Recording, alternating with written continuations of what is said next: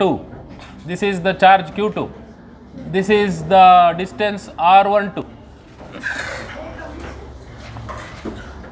What ಏನಾದರೂ negative charge ಆಗಿದ್ರೆ, if suppose Q2 is negative, ಅವಾಗ ಏನಾಗ್ತಿತ್ತು ಅದು V1 - V2 ಆಗಿರ್ತಿತ್ತು ಅಷ್ಟೇ.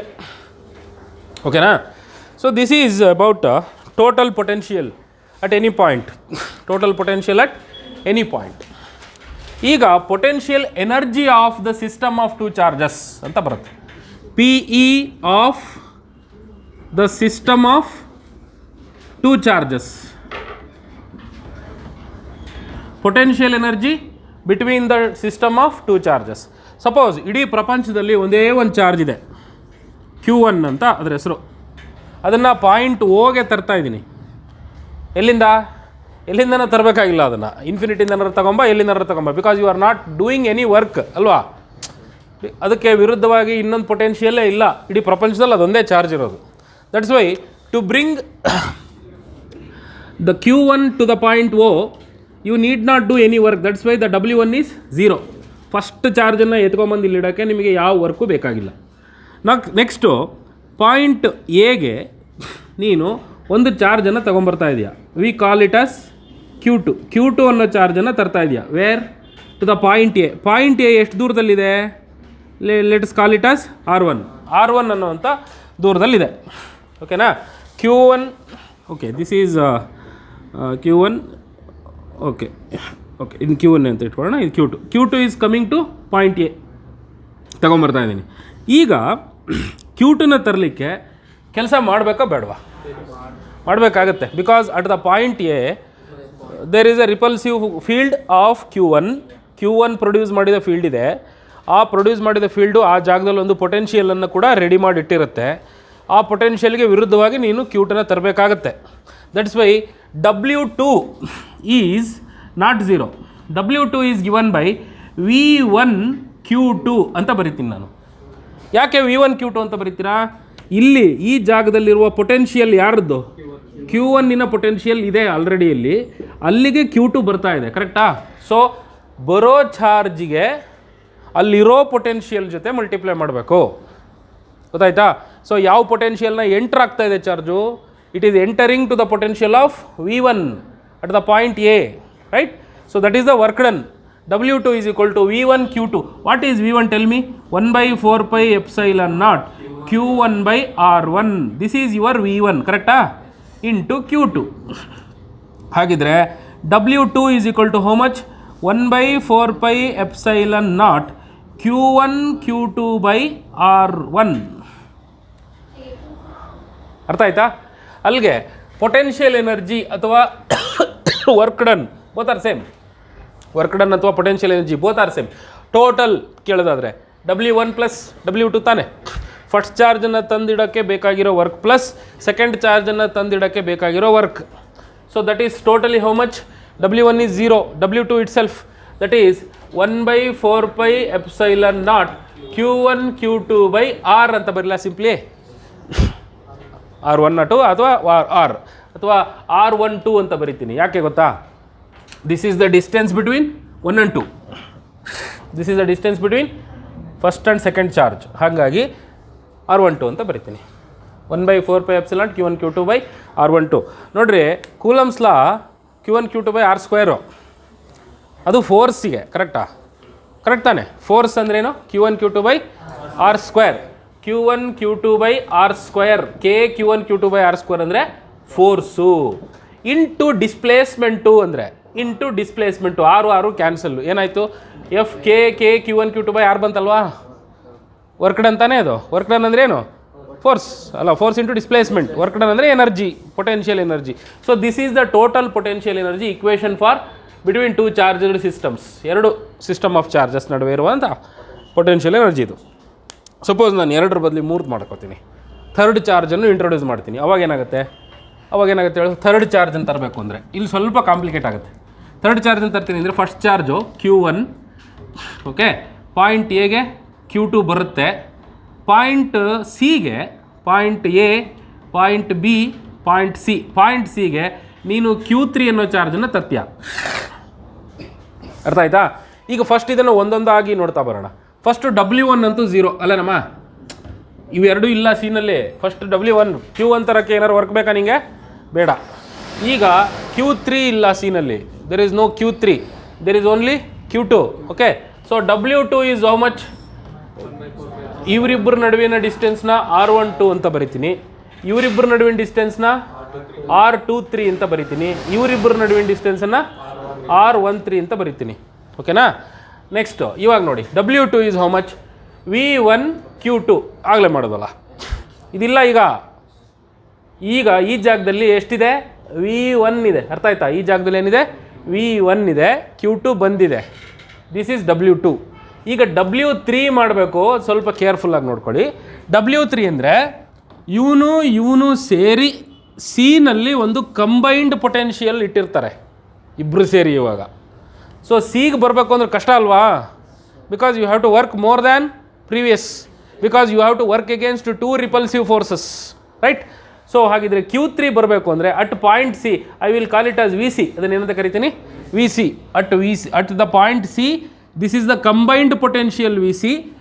ನಾವು VC is multiplied with Q3, ಕರೆಕ್ಟಾ? VCಗೆ ವಿರುದ್ಧವಾಗಿ ಬರ್ತಾ ಇರೋ ಚಾರ್ಜ್ ಯಾರು? Q3 ತಾನೆ. ಸೊ ಹಾಗಾಗಿ ನಾನಿವಾಗ VC how much? What is VC? Tell me. 1/4πε0. ಇದನ್ನು ಸ್ವಲ್ಪ ಬಿಡಿಸಿ ಬರ್ಕೋತೀನಿ. ಓಕೆನಾ? VC ಅಂದರೆ ಏನು ಗೊತ್ತಾ? V1 + V2 ಅಲ್ವಾ? ಅಟ್ ಸಿಯ ಜಾಗದಲ್ಲಿ V1 ಅಂದರೆ ಇದನ್ನು V1 + V2 ಅಟ್ ಸಿ ಅಂತ ಬರೀತೀನಿ. ಹಿಂಗೆ ಗೊತ್ತಾಗತ್ತಾ? ಕನ್ಫ್ಯೂಸ್ ಆಗುತ್ತಾ? V1 ಪ್ಲಸ್ ಅಥವಾ V1C + V2C ಅಂತ ಬರೀಲ್ಲ? ಇರಲ್ಲ, ಹಿಂಗೇನೆ V1 + V2 at C into Q3. V1 ಯಾಕೆಂದರೆ ಇಲ್ಲೊಂದು V1 ಇದೆ, ಮತ್ತು ಕನ್ಫ್ಯೂಸ್ ಮಾಡ್ಕೊಬಾರ್ದು ಅಂತ. ಇಲ್ಲೂ ಒಂದು V1 ಬರುತ್ತೆ, ಅಂದರೆ ಫಸ್ಟ್ ಚಾರ್ಜಿಂದ ಇಲ್ಲಿ V1 ಬರುತ್ತೆ, ಸೆಕೆಂಡ್ ಚಾರ್ಜಿಂದ ಇಲ್ಲಿ V2 ಬರುತ್ತೆ, ಮತ್ತು ಇಲ್ಲೊಂದು V1 ಇದೆಯಲ್ಲ. ಯಾಕೆಂದರೆ ಈ ಚಾರ್ಜು ಎರಡು ಕಡೆ ಪೊಟೆನ್ಷಿಯಲ್ ಕೊಡುತ್ತೆ, ಒಂದು ಅಟ್ B ಅಟ್ C. ಹಾಗಾಗಿ ಇದು V1B, ಇದು V1C. ಅರ್ಥ ಆಯ್ತಾ? ಆ ಥರ ಇರಲಿ, ಕನ್ಫ್ಯೂಸ್ ಮಾಡ್ಕೊಳಕ್ಕೆ ಹೋಗಬೇಡಿ. ಸಿನಲ್ಲಿ Q1 ಪೊಟೆನ್ಷಿಯಲ್ ನಾನು ಈಗ ನೋಡ್ತಾ ಇರೋದು. So 1/4πε0 into Q1 by C ಎಷ್ಟು ದೂರದಲ್ಲಿದೆ? R13, ಕರೆಕ್ಟಾ? ಪ್ಲಸ್ Q2 ಬೈ R23, ಕರೆಕ್ಟಾ? ಇದು V1 + V2 ಕತೆ ಇಂಟು Q3. ಈಗ Q3ನ ಎಲ್ಲರ ಕಡೆಗೂ ಮಲ್ಟಿಪ್ಲೈ ಮಾಡಿರಿ.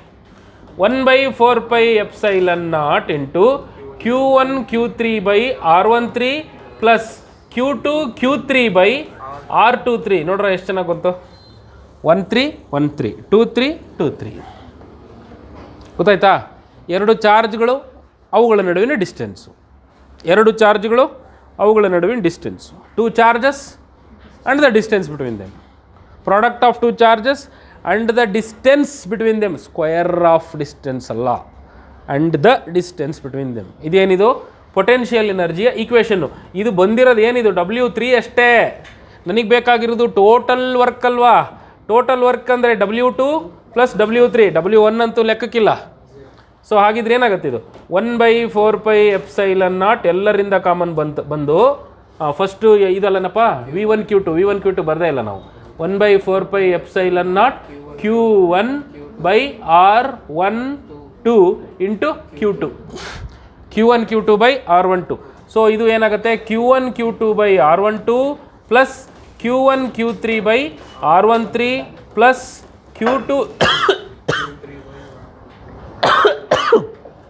R23. ಗೊತ್ತಾಯ್ತಾ? ಪೊಟೆನ್ಷಿಯಲ್ ಎನರ್ಜಿ ಕಂಡುಹಿಡಿಯೋದು ಅಂದರೆ ಹೆಂಗೆ ಅಂತ? ಅಷ್ಟೇ. ಒಟ್ಟಿನಲ್ಲೇನು, ಕಂಬೈನ್ಡ್ ಪೊಟೆನ್ಷಿಯಲ್ಲು, ಮೂರೂ ಪೊಟೆನ್ಷಿಯಲ್ಗಳು ಅಂದರೆ ಈ ಪೊಟೆನ್ಷಿಯಲ್ ಪ್ಲಸ್ ಈ ಪೊಟೆನ್ಷಿಯಲ್, ಇವೆರಡನ್ನು ಆ್ಯಡ್ ಮಾಡಿ ಆಯಾ ಚಾರ್ಜ್ಗಳ ಜೊತೆ ಮಲ್ಟಿಪ್ಲೈ ಮಾಡಿರೋದು. ಓಕೆ, ಅಂದರೆ ಇಲ್ಲಿ ಕಂಬೈಂಡಾಗಿ ನೋಡ್ತಾ ಬಂದರೆ ಟೋಟಲ್ ಪೊಟೆನ್ಷಿಯಲ್ ಎನರ್ಜಿ ಕತೆ ಏನಾಗುತ್ತೆ ನೋಡ್ಕೊಳ್ಳಿ. ಇವೆರಡು ನಡುವಿನ ಡಿಸ್ಟೆನ್ಸು ಪ್ಲಸ್ ಇವೆರಡು ನಡುವಿನ ಡಿಸ್ಟೆನ್ಸು ಪ್ಲಸ್ ಇವೆರಡು ನಡುವಿನ ಡಿಸ್ಟೆನ್ಸು ಮಾಡಿದರೆ ಸಾಕಾಗತ್ತೆ. 4 ಚಾರ್ಜ್ ಇದ್ದರೆ ಏನು ಮಾಡ್ತೀರಾ? ಮೊದಲನೇವೆರಡು ಅವುಗಳ ನಡುವಿನ ಡಿಸ್ಟೆನ್ಸು ಪ್ಲಸ್, ಆಮೇಲೆ ಇವೆರಡು ಅವುಗಳ ನಡುವಿನ ಡಿಸ್ಟೆನ್ಸು ಪ್ಲಸ್, ಆಮೇಲೆ ನಾವು ಎರಡು ಡಿಸ್ಟೆನ್ಸು ಪ್ಲಸ್, ಆಮೇಲೆ ನಾವೆರಡು ಡಿಸ್ಟೆನ್ಸು ಪ್ಲಸ್. ಅರ್ಥ ಆಯ್ತಾ? Like this it goes. ಡಯಾಗ್ನಲಿಂದ ಒಂದು ಬರುತ್ತೆ. ಹೌದು.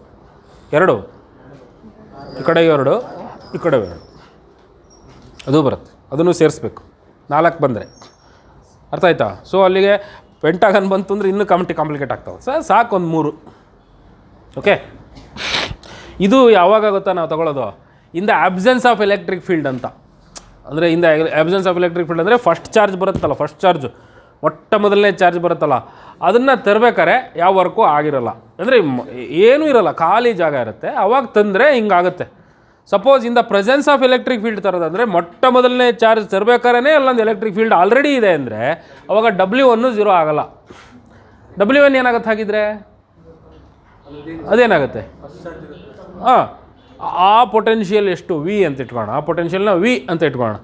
ಆ ಪೊಟೆನ್ಷಿಯಲ್ಲಿಗೆ ಇಂಟು Q1 ಬರುತ್ತೆ. V ಆಫ್ Q1 ಬಂದು ಆಮೇಲೆ plus V1 Q2 plus V1 plus V2 into Q3 like that it goes. ಅರ್ಥ ಆಯ್ತೇನ್ರಾ? ಅದು ಸ್ವಲ್ಪ ಹುಷಾರಾಗಿರಿ ಅಷ್ಟೇ. ಅವಾಗ W1 0 ಆಗಲ್ಲ. ಯಾವಾಗ? ಇನ್ the presence of external electric field.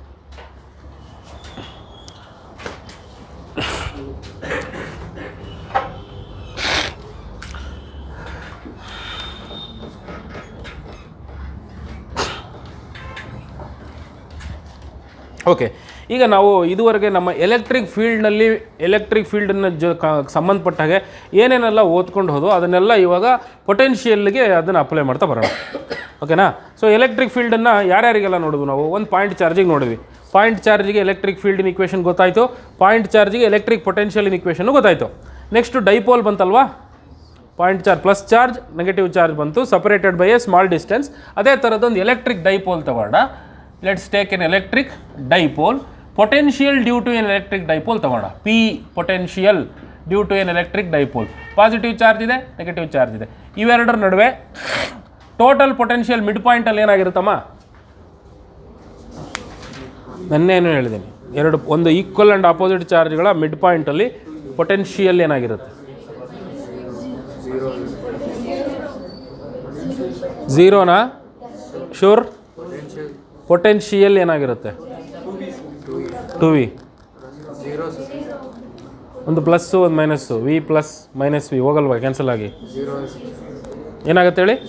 0. Electric field 2E ಆಗಿರುತ್ತೆ.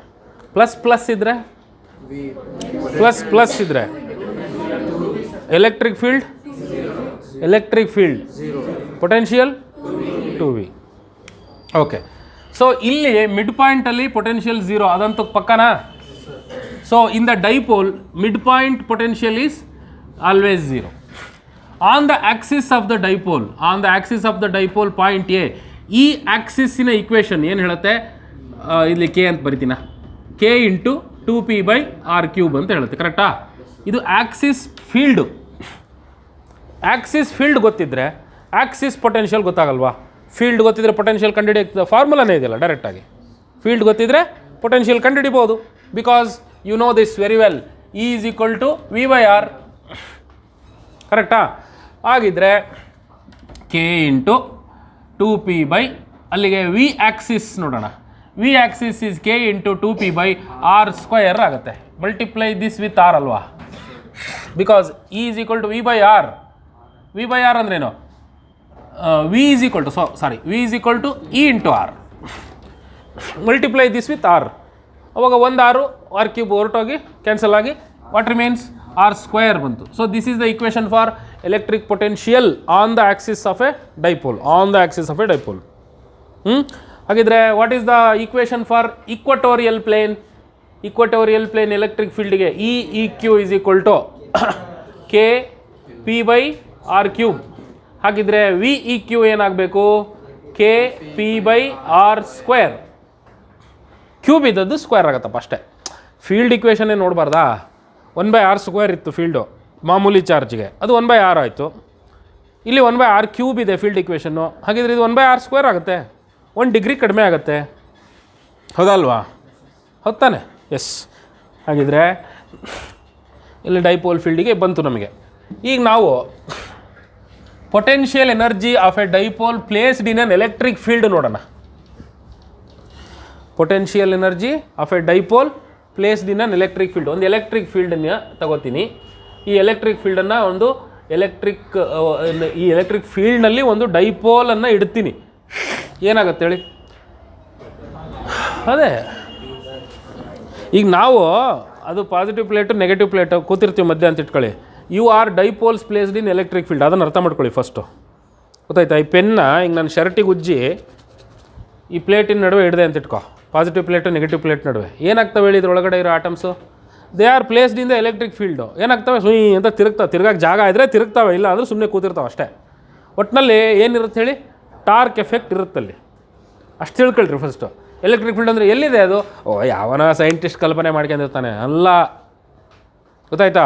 ಈಗ ನೋಡಿ, ನಾನೊಂದು ಚಾರ್ಜ್ಡ್ ಬಾಡಿ, ಚೆನ್ನಾಗಿ ಕೈಕಾಲು ಆಡಿಸಿ ಮಾತಾಡಿ ನನ್ನ ಬಟ್ಟೆಗೂ ನನ್ನ ಬಾಡಿಗೂ ಫ್ರಿಕ್ಷನ್ ಆಗಿ ನನ್ನ ಎಂಟೈರ್ ಕ್ಲಾತ್ ಏನಾಗಿರುತ್ತೆ? ಚಾರ್ಜ್ಡ್ ಆಗಿರುತ್ತೆ, ಗೊತ್ತಾಯ್ತಾ? ಇವಳು ಸುಮ್ಮನೆ ಕೂತಿರೋದಿಲ್ಲ, ಇವಳೇನು ಮಾಡ್ತಿರ್ತಾಳೆ? ಆ ಕಡೆ ನೋಡ್ತಿರ್ತಾಳೆ, ಈ ಕಡೆ ನೋಡ್ತಿರ್ತಾಳೆ, ಓಡಾಡ್ತಿರ್ತಾಳೆ, ಸರಿನಾ, ಬರೀತಿರ್ತಾಳೆ. So due to the friction, ಮತ್ತು ಏರ್ ಸುಮ್ಮನೆ ಇರಲ್ಲ, ಇವಳಿ ಬಡಿತಾನೇ ಇರುತ್ತೆ. Due to friction her body is also charged. ಅರ್ಥ ಆಯ್ತಾ? So I am a charge, her body is a charge. ನಮ್ಮಿಬ್ಬರು ನಡುವೆ ಇರೋ ಗಾಳಿ ಇದೆಯಲ್ಲ, ಅದನ್ನು ಕಳೆಪುರಿ ತಿಂತಾ ಇರುತ್ತಾ? ಅದರಲ್ಲಿ ಏನಿರ್ತವೆ? ಮಾಲಿಕ್ಯೂಲ್ಸ್ ಇರ್ತವೆ. Those molecules are what? Dipoles. So those dipoles are in the electric field between us. ಇಲ್ಲೇ ಇದೆ electric field between the dipole, ಎಲ್ಲೆಲ್ಗೋ ಹೋಗಬೇಕಿಲ್ಲ ನೀವು ಅದಕ್ಕೆ. Here itself it is there, ಗೊತ್ತಾಯ್ತಾ? ಎಲೆಕ್ಟ್ರಿಕ್ ಫೀಲ್ಡ್ ಬರಬೇಕು ಅಂದರೆ ಪ್ಲೇಟ್ ತಂದೇ ಇಡಬೇಕು, ಅದು ಲ್ಯಾಬೊರೇಟ್ರಿನಲ್ಲೇ ಸಾಧ್ಯ, ಹಾಗೇನಿಲ್ಲ. Everywhere here itself it is there. ಹಾಗಿದ್ರೆ electric field place, the dipole is placed in an electric field. ಅವಾಗ ಏನಾಗುತ್ತೆ? ಟಾರ್ಕ್ ಆಗುತ್ತೆ. You know that how torque happens. ಈಗ ವರ್ಕ್ ಡನ್ ಕ್ಯಾಲ್ಕುಲೇಟ್ ಮಾಡಬೇಕು. Potential energy of a dipole ಕಂಡುಹಿಡಿಬೇಕು ನಾನು. ಅದಕ್ಕೊಂದು formula ಇದೆ. ವರ್ಕ್ ಅಂದ್ರೇನು? ಫೋರ್ಸ್ ಇಂಟು ಡಿಸ್ಪ್ಲೇಸ್ಮೆಂಟ್ ಅಂತ. ಇದು ಯಾವುದಕ್ಕೆ? ಮುಂದಕ್ಕೆ ದಬ್ಬೋ ಫೋರ್ಸು, ಹಿಂದಕ್ಕೆ ಎಳೆಯೋ ಫೋರ್ಸಿಗೆ. ಬಟ್ ಟರ್ನಿಂಗ್ ಫೋರ್ಸಿಗೆ ಟಾರ್ಕ್ ಅಂತಾರೆ, ಕರೆಕ್ಟಾ? So we call it as W is equal to tau into d theta ಅಂತ ಬರ್ಕೋತೀವಿ ನಾವು ಇದನ್ನ. We write it as tau into d theta. Force ಬದಲು ರೊಟೇಷನಲ್ ಫೋರ್ಸ್, ಡಿಸ್ಪ್ಲೇಸ್ಮೆಂಟ್ ಬದಲು ಆಂಗ್ಯುಲರ್ ಡಿಸ್ಪ್ಲೇ, ಅಷ್ಟೇ ವ್ಯತ್ಯಾಸ. ಇದು ಫೋರ್ಸ್ ಇಂಟು ಡಿಸ್ಪ್ಲೇಸ್ಮೆಂಟೇನೆ, ಗೊತ್ತಾಯ್ತಾ? ಅಯ್ಯೋ ಇದು ಹೆಂಗೆ ಬರ್ಕೊಂಡ್ಬಿಟ್ರು, ಎಲ್ಲಿಂದ ಉದುರ್ಬಿಡ್ತು? ಇದು ಎಲ್ಲಿಂದನೂ ಇಲ್ಲ, ನಮ್ಮ ಅನಾಲಜಿಕಲ್ ಮೆಥಡಿಂದಲೇ ಬಂದಿರೋದು ಅದು. ಎಲ್ಲೆಲ್ಲಿ ಮಾಮೂಲಿ ಫೋರ್ಸ್ ಬರುತ್ತೆ ಅಲ್ಲಿ ರೊಟೇಷನಲ್ ಫೋರ್ಸ್ ಬರುತ್ತೆ, ಆಂಗ್ಯುಲರ್ ಫೋರ್ಸ್ ಬರುತ್ತೆ. ಮಾಮೂಲಿ ಲೀನಿಯರ್ ಡಿಸ್ಪ್ಲೇಸ್ಮೆಂಟ್ ಬದಲಾಗಿ ಆಂಗ್ಯುಲರ್ ಡಿಸ್ಪ್ಲೇಸ್ಮೆಂಟ್ ಬರುತ್ತೆ ಅಷ್ಟೇ. ಹೆಂಗೆ ಬರ್ಕೊಂಡ್ರು ಸರ್ ಇದನ್ನ? ಭಾಳ ಸಿಂಪಲಾಗಿ ಬರ್ಕೊಂಡಿರ್ತಾರೆ ಅದನ್ನ, ಗೊತ್ತಾಯ್ತಾ? ಬಿಕಾಸ್ ಮೋಷನ್ ಇನ್ ಜಾತಿ ಅಂತದಲ್ಲ, ಆಂಗ್ಯುಲರ್ ಮೋಷನ್ ಅದು. ರೊಟೇಷನ್ ಅಂದರೆ ಏನು? It's an angular motion. ಮುಂದಕ್ಕೆ ಹೋಗಲ್ಲ ಗಾಡಿ, ನಿನ್ನ ಜಾಗದಲ್ಲೇ ತಿರುಗ್ತಾ ಇರುತ್ತೆ. ಮುಂದಕ್ಕೆ ಹೋಗುತ್ತಾ fan? No, that is pure angular motion, right? So W is equal to tau into d theta. ಈಗ ಟೌ ಅಂದ್ರೇನು? PE sine theta d theta. ಇವಾಗ ಹಿಂಗಿದ್ದ ಡೈಪೋಲು ತೀಟಾ 1ಇಂದ ತೀಟಾ 2ಗೆ ತಿರುಗುತ್ತೆ ಅಂತ ಇಟ್ಕೊಳ್ಳೋಣ. So it turns from theta 1 to theta 2, any two angles. So from theta 1 to theta 2 it turns PE sine theta d theta. ಬೇಕಾದ್ರೆ ಇಲ್ಲೇ ಬರ್ಕೊಳ್ಳೋಣ, theta 1 to theta 2 it turns up. ಹಾಗಿದ್ರೆ PE ಹಾಗೆ ಇರುತ್ತೆ. PE sine theta ಏನಾಗುತ್ತೆ ನೋಡು, minus cos theta ಅಲ್ವಾ? Minus cos theta from theta 1 to theta 2. ಮೈನಸ್ನ ಹೊರಗಡೆ ಬರ್ಕೋತೀನಿ, minus PE into cos of theta 1 minus theta 2 ಬರಿಬೋದಾ? ಅಥವಾ ಇದನ್ನು ಮೈನಸ್ನ ಒಳಗಡೆ ತಕ್ಕೊಂಡು ಸ್ವಲ್ಪ ಚೆನ್ನಾಗಿ ಕಾಣಂಗೆ ಬರೆದ್ರೆ PE into cos theta 2 minus cos theta 1. Simple. This is the potential energy of a dipole equation. ಒಂದು ಡೈಪೋಲಿನ ಪೊಟೆನ್ಷಿಯಲ್ ಎನರ್ಜಿ ಕಂಡುಹಿಡಿಬೇಕು. ಎಸ್ ಕಾಸ್ ತೀಟಾ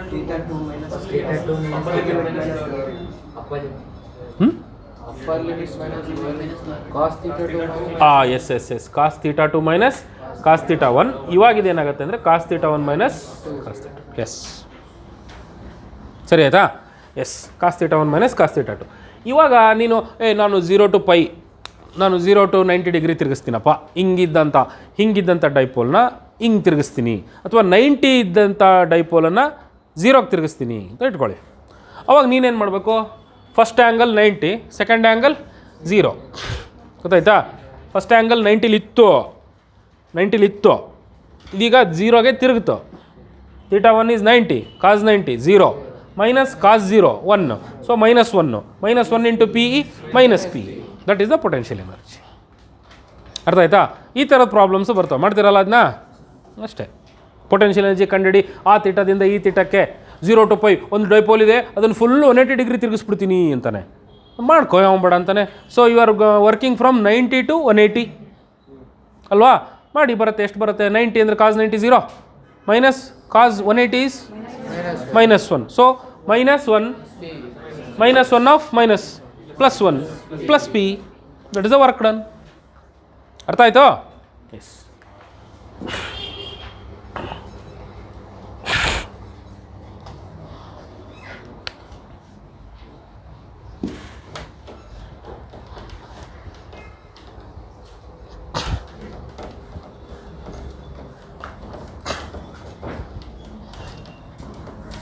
ಈಗ ಒಂದು ಡೈಪೋಲ್ ಹಿಂಗೆ ಇತ್ತಪ್ಪ, ಆರಾಮಾಗಿ ಅದ್ರ ಪಾಡಿಗೆ ಅದಿತ್ತು. ಅದೇ ದಿಕ್ಕಿಗೆ ಫೀಲ್ಡ್ ಹಾಕ್ಬಿಟ್ಟೆ, ಅವಾಗ ಅದು ಹಿಂಗೆ ತಿರುಗ್ತು ಅಂತ ಇಟ್ಕ, ಆ್ಯಂಗಲ್ ಚೇಂಜ್ ಮಾಡ್ತು ಅಂತ ಇಟ್ಕ.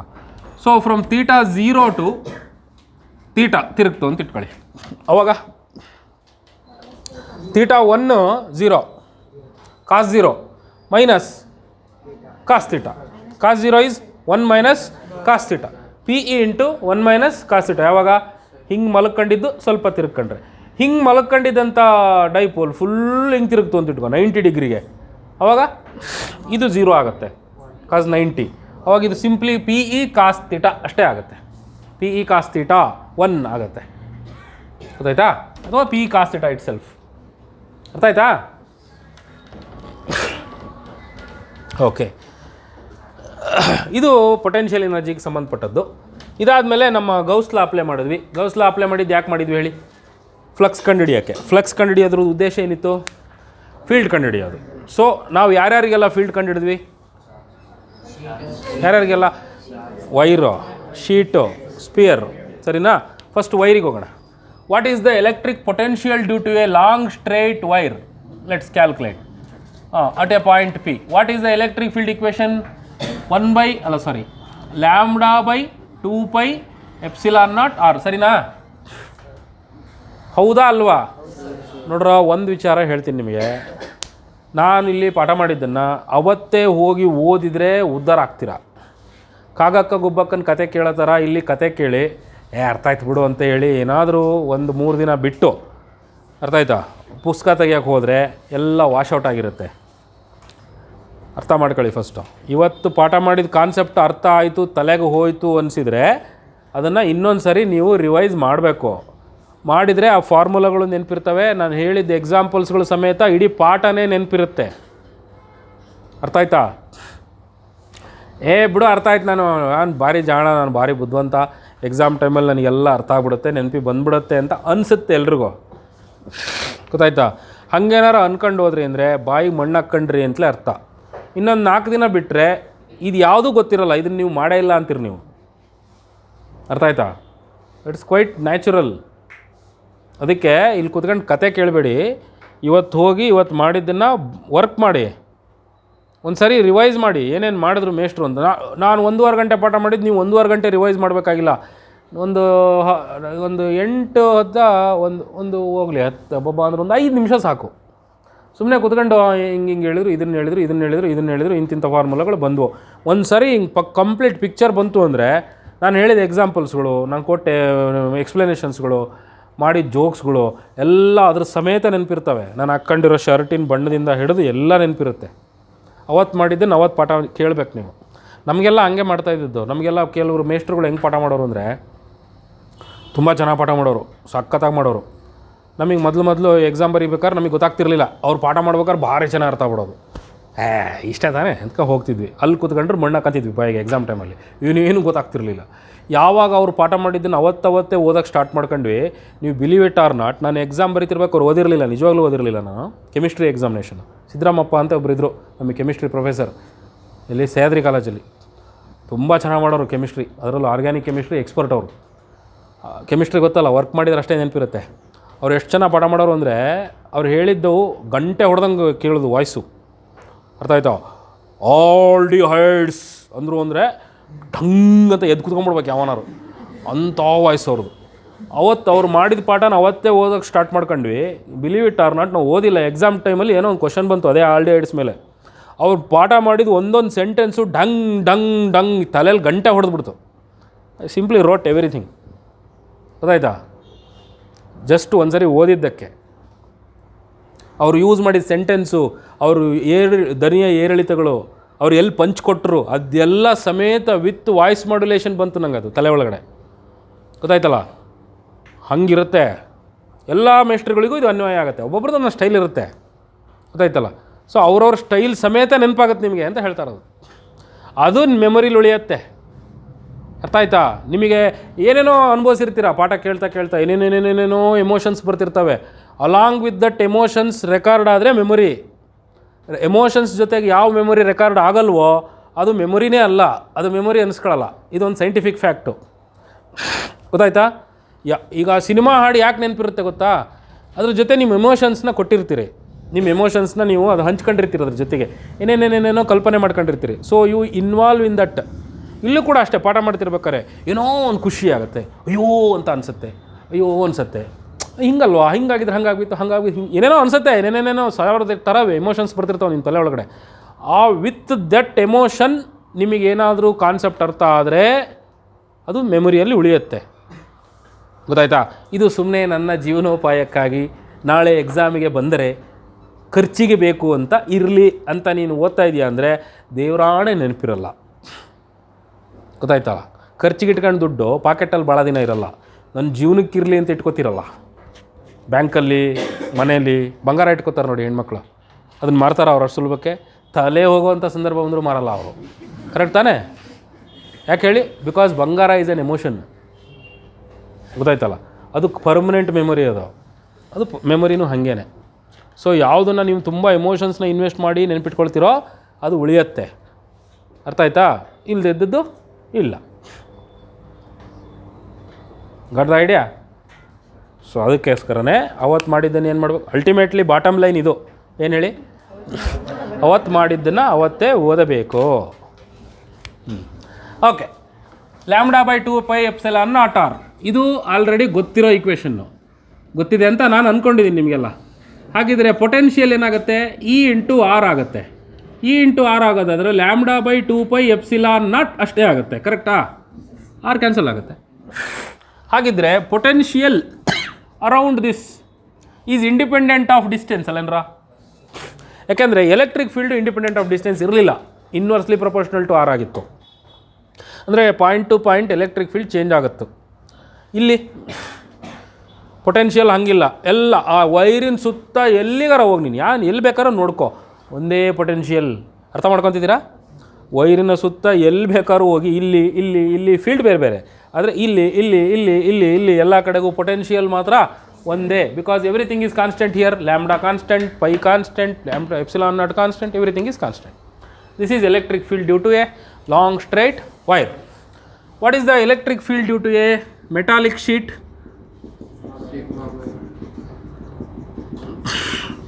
E is equal to σ/ε0. ಎಂಥ ಶೀಟ್ಗೆ? Metal sheet, conducting sheet. ಹಾಗಿದ್ರೆ ವಿ ಏನಾಗಬೇಕು? E/R ಆಗಬೇಕಾ? E/R ಆಗಬೇಕಾ? ಹಾಗಿದ್ರೆ ಇದು ಏನಾಗುತ್ತೆ? λ/R, ಸೊ σ/R/, ಇಲ್ಲಿ ನೋಡ್ರಮ್ಮ ಪೊಟೆನ್ಷಿಯಲ್ ಏನಾಗುತ್ತೆ ಅಂತ. So potential is not so. Potential ಹಂಗಿಲ್ಲ. ಏನಾಯ್ತು ಹೇಳಿ? ಪೊಟೆನ್ಷಿಯಲ್ ಚೇಂಜ್ ಆಯಿತು. It depends upon the distance. σ/R/ε0 V. ಅರ್ಥ ಆಯ್ತಾ? ಎಸ್. ಆಮೇಲೆ ಶೀಟ್ ಬಿಟ್ಟು ಸ್ಪಿಯರಿಗೆ ಬಂದ್ವಿ ಅಲ್ಲ? ಸ್ಪಿಯರ್ ಇದೆಯಲ್ಲ, ಭಾರಿ ಮಜಾ.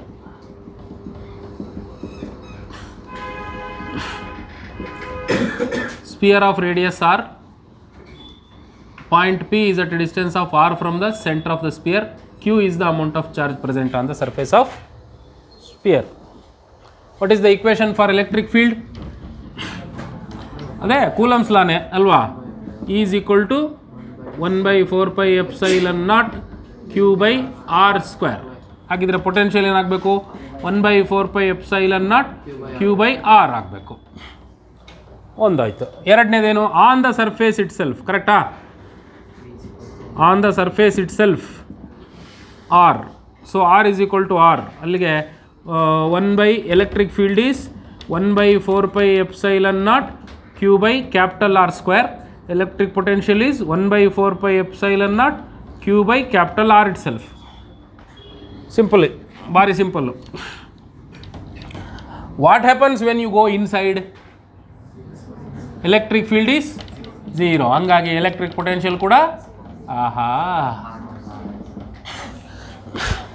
ಎಲೆಕ್ಟ್ರಿಕ್ ಫೀಲ್ಡ್ ಝೀರೋ ಆದ ಕಡೆ ಎಲೆಕ್ಟ್ರಿಕ್ ಪೊಟೆನ್ಷಿಯಲ್ ಝೀರೋ ಆಗಿಬಿಡುತ್ತಾ? ನೋಡಲಿಲ್ವಾ ನಿನ್ನೆ ಹೆಂಗೆ ಹೊಡ್ತಾ ಕೊಡ್ತು ಅಂತ? ಸರಿನಾ? So electric field is zero but electric potential is not zero. ಹೆಂಗೆ ಹೇಳ್ತೀರಾ ಸಾರ್? ಗೊತ್ತಲ್ಲ ಇದು d V by d x. E zero ಆಯಿತು ಅಂದರೆ ವಿ ಕಾನ್ಸ್ಟೆಂಟ್ ಆಗಿರುತ್ತೆ. ಹಾಗಿದ್ರೆ ಇಲ್ಲಿ ಒಳಭಾಗದಲ್ಲಿ ಎಲೆಕ್ಟ್ರಿಕ್ ಪೊಟೆನ್ಷಿಯಲ್ ಕಾನ್ಸ್ಟೆಂಟ್ ಆಗಿರುತ್ತೆ, ಝೀರೋ ಇರಲ್ಲ. ಎಲೆಕ್ಟ್ರಿಕ್ ಫೀಲ್ಡು ಝೀರೋ ಇರುತ್ತೆ, ಎಲೆಕ್ಟ್ರಿಕ್ ಪೊಟೆನ್ಷಿಯಲ್ಲು ಕಾನ್ಸ್ಟೆಂಟ್ ಆಗಿರುತ್ತೆ. ಅಂದರೆ ಎಲ್ಲ ಕಡೆಗೂ ಒಂದೇ ಆಗಿರುತ್ತೆ ಅಂತ.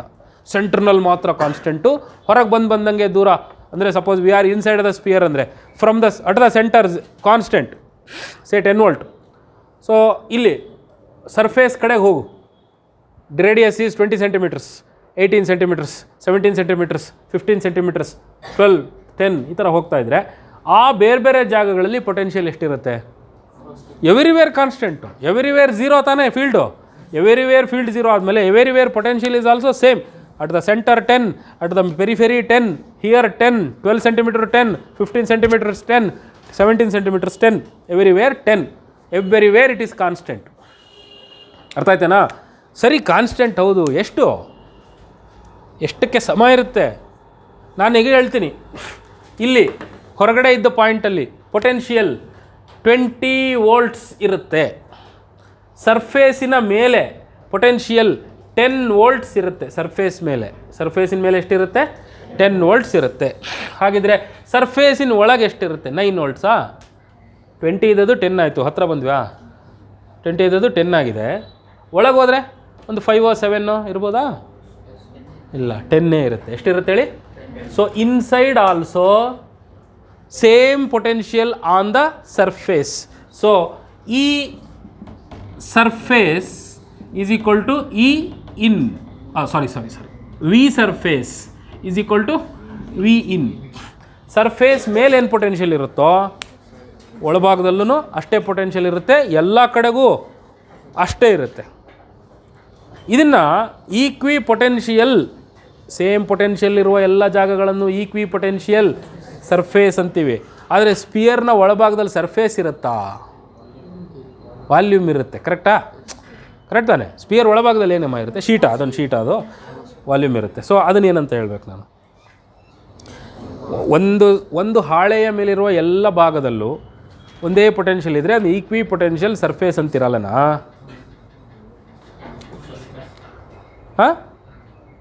ಒಂದು ಖಾಲಿ ಜಾಗದಲ್ಲಿರೋ ಎಲ್ಲ ಪಾಯಿಂಟ್ಸ್ಗಳಲ್ಲೂ ಒಂದೇ ಪೊಟೆನ್ಷಿಯಲ್ ಇದ್ದರೆ ಅದನ್ನೇನಂತೀರಾ? ಈಕ್ವಿ ಪೊಟೆನ್ಷಿಯಲ್ ವಾಲ್ಯೂಮ್ ಅಲ್ವಾ? ಒಂದು ಎ ಬಿ ಸಿ ಡಿ ಅಂತ 4 ಪಾಯಿಂಟ್ ಇದ್ದಾವೆ. ಎನಲ್ಲೂ ಸೇಮ್ ಪೊಟೆನ್ಷಿಯಲ್, ಬಿನಲ್ಲೂ ಸೇಮ್ ಪೊಟೆನ್ಷಿಯಲ್, ಸಿನಲ್ಲೂ ಸೇಮ್, ಡಿನಲ್ಲೂ ಸೇಮ್ ಇದ್ದರೆ ಇದನ್ನು ಈಕ್ವಿ ಪೊಟೆನ್ಷಿಯಲ್ ಲೈನ್ ಅಂತ ಕರಿತೀಯ. ಅರ್ಥ ಆಯ್ತಾ? ಹೀಗೇ ಇಲ್ಲೂ ಅದೇ ಪೊಟೆನ್ಷಿಯಲ್, ಇಲ್ಲೂ ಅದೇ ಪೊಟೆನ್ಷಿಯಲ್ ಇದ್ದರೆ ಲೈನ್ ಇದ್ದದ್ದೇನಾಗಿರುತ್ತೆ? ಸ್ಪ್ರೆಡ್ ಆಗಿ ಶೀಟ್ ಆಗುತ್ತೆ. ಇದು ಈಕ್ವಿ ಪೊಟೆನ್ಷಿಯಲ್ ಸರ್ಫೇಸ್ ಅನ್ಸ್ಕೊಳ್ಳುತ್ತೆ. ಸೊ ಚಾರ್ಜಿನ ಸುತ್ತಲೂ ಈಕ್ವಿ ಪೊಟೆನ್ಷಿಯಲ್ ಸರ್ಫೇಸ್ ಇರುತ್ತೆ. ಅರ್ಥ ಆಯ್ತಾ? ಈಗ ಇದು ನಾವು ಒಳಭಾಗದಲ್ಲಿದ್ದೀವಿ, ಎಲ್ಲ ಕಡೆಗೂ ಒಂದೇ ಪೊಟೆನ್ಷಿಯಲ್, ಮೇಲೆ ಕೆಳಗೆ ಶೀಟು ಪಾಟು ಲೈನು ಅಂತೆಲ್ಲ ಇಲ್ಲ. ಎವ್ರಿವೇರ್ ಸೇಮ್ ಪೊಟೆನ್ಷಿಯಲ್ ಅಂದರೆ ಮೀನಿಂಗ್ ಏನು? Equipotential volume. So the region inside the hollow metallic conductor is a equipotential volume. ಅರ್ಥ ಆಯ್ತಾ? ಎಸ್.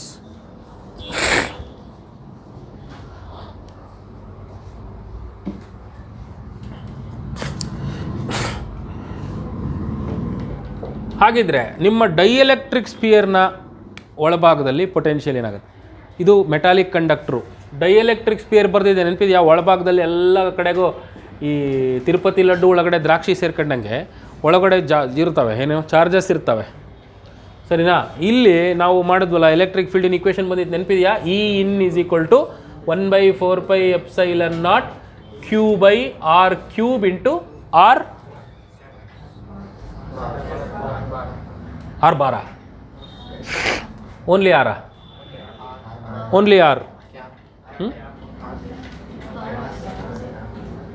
ಆರ್ ಬಾರ ಹಿಂಗ ಆರ್ ಕ್ಯಾಪಾ? ಇದನ್ನೇ ಬರ್ತಿದ್ದೆ ನಾನು. ಲೇ ಏನನ್ನ ಕನ್ಫ್ಯೂಸ್ ಮಾಡ್ಕೊಂಡು ಯಾವುದನ್ನ ಕೂಲಮ್ಸ್ ಲೈನ್ ವೆಕ್ಟರ್ ಫಾರ್ಮ್ ತಗೊಂಬಂದು ಇಲ್ಲಿ ಹೇಳ್ತಿದ್ದೀರಾ ಮುಟ್ಟಾಡ್ರ 1/4πε0 Q/r³ ಇಂಟು ಆರ್ ಯಾರಿಗಿದೋ ಡೈಎಲೆಕ್ಟ್ರಿಕ್ ಸ್ಪಿಯರ್ ನಾನು ಕೇಳ್ತಾ ಇರೋದು.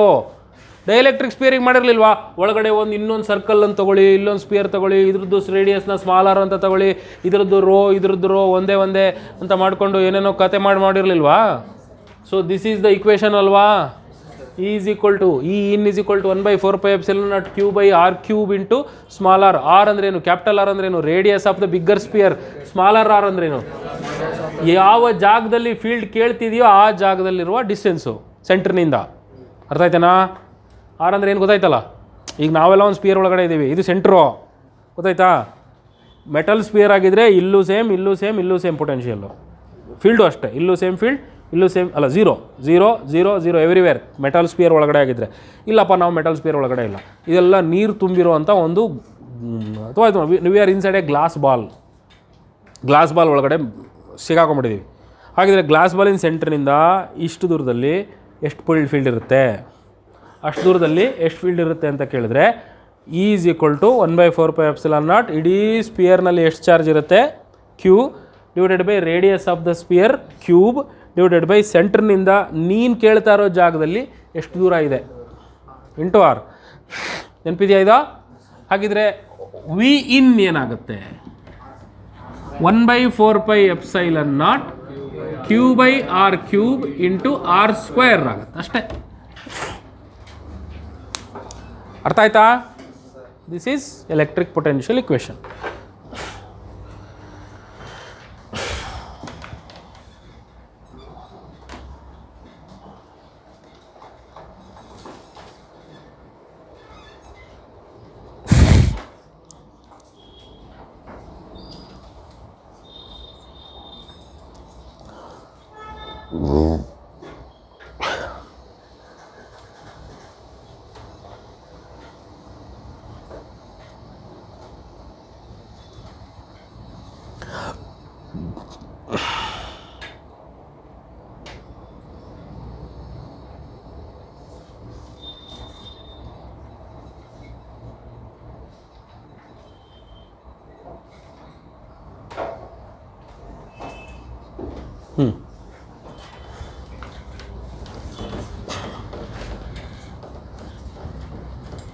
Now let us take two spheres. One is a hollow sphere, metallic. Another one is another hollow sphere. One is having a radius small a, another one is having a radius small b. ಎರಡು spears ಇದ್ದಾವೆ, ಕಾಣಿಸ್ತಿದೆಯಾ? ಎರಡರ ಮೇಲೂ charges ಇದೆ, ಇದ್ರ ಮೇಲೂ charges ಇದೆ, ಆಮೇಲೆ ದೊಡ್ಡದ್ರ ಮೇಲೂ ಚಾರ್ಜಸ್ ಇದೆ. ಸ್ವಲ್ಪ ದೊಡ್ಡದೇ ಬರಿತೀನಿ.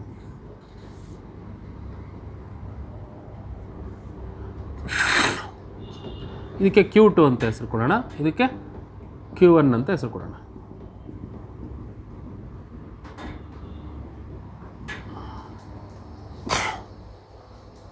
This is Q1. What is the total potential at the center of the second sphere ಅಂತ ಕೇಳ್ತೀನಿ. Total potential at the center of the, ಈ ಥರ ಸಾಮಾನ್ಯ ಬರ್ತಾ ಪ್ರಾಬ್ಲಮ್ಸ್. ಏನು ಮಾಡ್ತೀರಾ ಇವಾಗ? ಫಸ್ಟು ಒಳಗಿನ ಸ್ಪಿಯರ್ ಇಲ್ಲ ಅನ್ಕೋ, ಸೀನಲ್ಲೇ ಇಲ್ಲ, ಅದು ಆ ಸೀನಲ್ಲಿ ಇರಲಿ ಬಿಡಲಿ, ಇಲ್ಲಿ ಏನಾಗುತ್ತೆ ಅಂತ ನೋಡ್ಕೊಳ್ಳಿ. ಫಸ್ಟ್ ಈ Q2 ಇದೆ, ಫಸ್ಟ್ ಇದನ್ನು ನೋಡ್ಕೊಳ್ಳಿ. ಫಸ್ಟ್ Q2 ನೋಡ್ಕೊಳ್ಳಿ, ಆಮೇಲೆ ಹೋಗೋಣ ಅಂತ. ಅದಕ್ಕೆ Q2 ನೋಡ್ಕೊಳ್ಳಿ. Q2ವಿನ ಒಳಭಾಗದಲ್ಲಿ ಪೊಟೆನ್ಷಿಯಲ್ ಏನಾಗಿರುತ್ತೆ ಅಂತ ನೋಡಿ.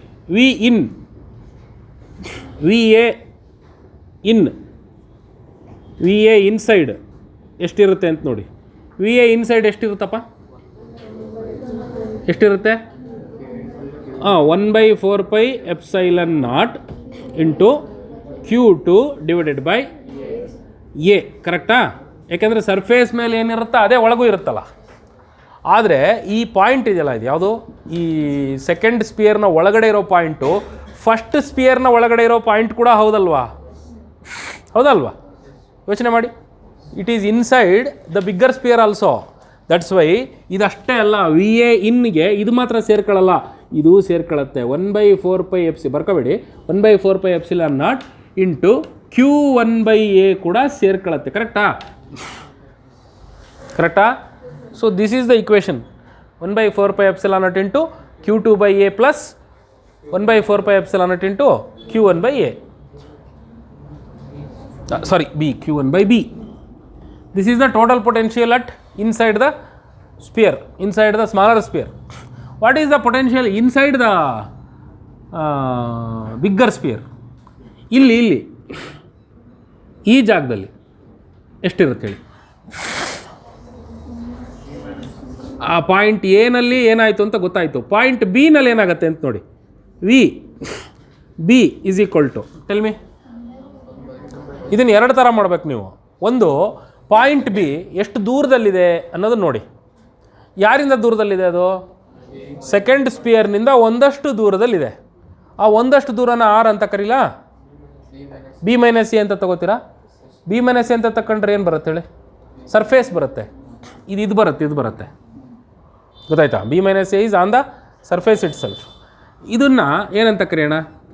ಇದನ್ನು ಬಿ, ಇದನ್ನು ಫ್ರಮ್ ದ ಸೆಂಟರ್ ಇದು ಆರ್ನಷ್ಟು ದೂರದಲ್ಲಿದೆ ಅಂತ ಅಂದ್ಕೊಂಡ್ರೆ, ಯಾರಿಂದ? ಸೆಕೆಂಡ್ ಸ್ಪಿಯರ್ನಿಂದ ಆರ್ನಷ್ಟು ದೂರದಲ್ಲಿದೆ ಅಂತ ಅಂದ್ಕೊಳ್ಳೋಣ. ಆ ಆರ್ನ ಹೆಂಗೆ ಅಂತ ಬರೀತೀಯಪ್ಪ? R is what? B minus nothing, ಏನೋ ಬರೋಕ್ಕೆ ಬರಲ್ಲ ಅದನ್ನ, ಆರೇ ಅದು. ಓಕೆನಾ? ಅದು ಆರ್ ಅಂತಲೇ ಇಟ್ಕೊ. V B is actually 1/4πε0 q2 by R. ಕರೆಕ್ಟಾ? q2 ಬೈ ಆರ್ ಪ್ಲಸ್ ಇದು ಯಾರ ಒಳಗಡೆ ಇರೋ ಜಾಗ? ಸೆಕೆಂಡ್ ಸ್ಪಿಯರ್ನ, ಫಸ್ಟ್ ಸ್ಪಿಯರ್ ಅಂದರೆ ಬಿಗ್ಗರ್ ಸ್ಪಿಯರ್ನ ಒಳಗಡೆ ಇರೋ ಜಾಗ ಇದು.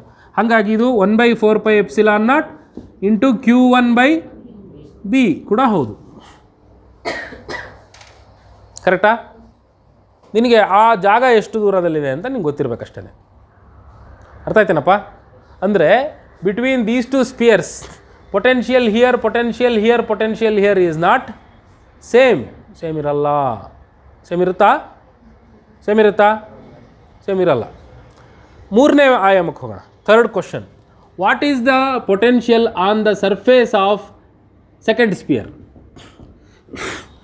Potential on the surface of the first sphere ಎಷ್ಟು ಗೊತ್ತಲ್ಲ? 1/4π ಒಳಗಡೆ ಇರೋದೇ ಅದು. 1/4πε0 into q1 q2 by A. What is the potential on the surface of the bigger sphere ಅಂತ ಕೇಳಿದ್ರೆ ಏನು ಬರೀತೀರಾ? ಹುಷಾರಾಗಿ ನೋಡ್ಕೊಳ್ಳಿ. ಇಲ್ಲೊಂದು ಸ್ವಲ್ಪ ಒಂಚೂರು ಯೋಚನೆ ಮಾಡಬೇಕಿಲ್ಲಿ. ಇಲ್ಲಿ ಏನಾಗುತ್ತೆ ಗೊತ್ತಾ? q1 is the charge present on the outer ಸ್ಪಿಯರಾ. ಈ ಒಳಗಡೆ ಇರೋ ಸ್ಪಿಯರ್ ಇದೆಯಲ್ಲ, ಇದೇನು ಮಾಡುತ್ತೆ ಹೇಳಿ? ಇದು ಈ ಸ್ಪಿಯರ್ನ ಒಳಭಾಗದಲ್ಲಿ ಇಂಡಕ್ಷನ್ ಸ್ಟಾರ್ಟ್ ಮಾಡ್ಕೊಳತ್ತೆ. You are all charges. ಇದು ಮೇಲ್ಗಡೆ ಅದು ಮೆಟಲ್ ಶೀಟು. ನೀವು ಒಂದು ಸ್ಪಿಯರ್ನ ಸರ್ಫೇಸು, ಎ ಸ್ಪಿಯರ್ನ surface, that is B sphere surface. ನೀವೆಲ್ಲ ಚಾರ್ಜಸ್ ಪಾಸಿಟಿವು. ಇದರ ಇನ್ನರ್ ಸರ್ಫೇಸ್ ಏನಾಗುತ್ತೆ? ಇಂಡಕ್ಷನ್ ಆಗಿ negative charges come to the inner side, positive charges will go to the outer side. ಹಾಗಾಗಿ ವಾಟ್ ವಿಲ್ ಹ್ಯಾಪನ್? ಇಲ್ಲಿ total charge becomes q1 plus q2 ಆಗುತ್ತೆ. Total charge becomes what? ಇಲ್ಲಿ q1 already ಇದೆ, ಇಲ್ಲಿಂದ q1 ಇದ್ದದ್ದು, ಇಲ್ಲಿ q2 ಇದ್ದದ್ದು ಏನಾಗಬೇಕು? ನೆಗೆಟಿವ್ ಚಾರ್ಜ್ನ ಇಂಡ್ಯೂಸ್ ಮಾಡಿ ಮತ್ತೆ ಇದ್ರ ಜೊತೆಗೆ ಪ್ಲಸ್ q2 ಕೂಡ ಏನು ಮಾಡಬೇಕು? ಇಂಡ್ಯೂಸ್ ಮಾಡ್ಬೇಕು ತಾನೆ. ಇಲ್ಲಿ ಎಷ್ಟು ನೆಗೆಟಿವ್ ಚಾರ್ಜ್ ಬರ್ತಾವೋ ಅಷ್ಟು ಪಾಸಿಟಿವ್ ಚಾರ್ಜ್ ಮೇಲೆ ಬರಬೇಕಲ್ಲ ನಮ್ಮ.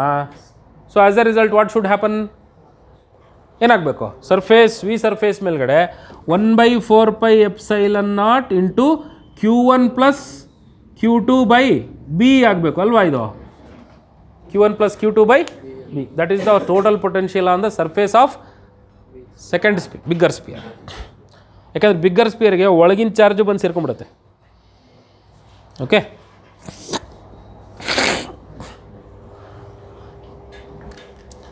ಈ ಪ್ರಾಬ್ಲಮ್ಸ್ ಬಂದಮೇಲೆ ನೋಡೋಣಂತೆ.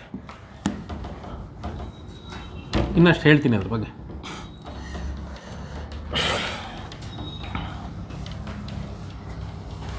So next we will go to problems. ಹೋಗೋಣ, ಕೆಪಾಸಿಟರ್ಗೆ ಹೋಗೋಣ. ಈ ಪೊಟೆನ್ಷಿಯಲ್ ಮೇಲೆ ಪ್ರಾಬ್ಲಮ್ಸ್ ಮಾಡಿ ಆಮೇಲೆ ಕೆಪಾಸಿಟರ್ಗೆ ಹೋಗೋಣ, ಅಥವಾ ಕೆಪಾಸಿಟರ್ ಮುಗಿಸ್ಬಿಡ್ಲಾ? ಪ್ರಾಬ್ಲಮ್ಸ್ ಮಾಡೋಣ.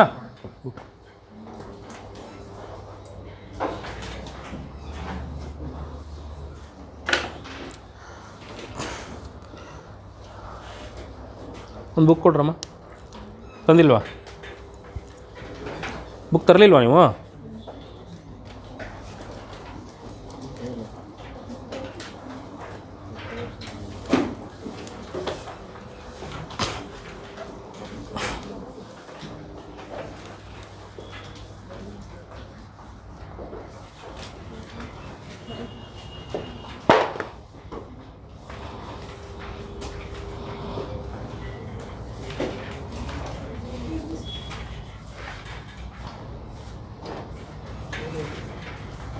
ಎಷ್ಟು time?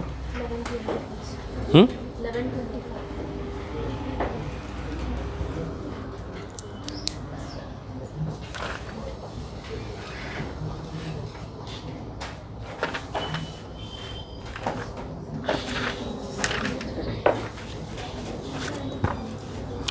Page number 70, those who have it.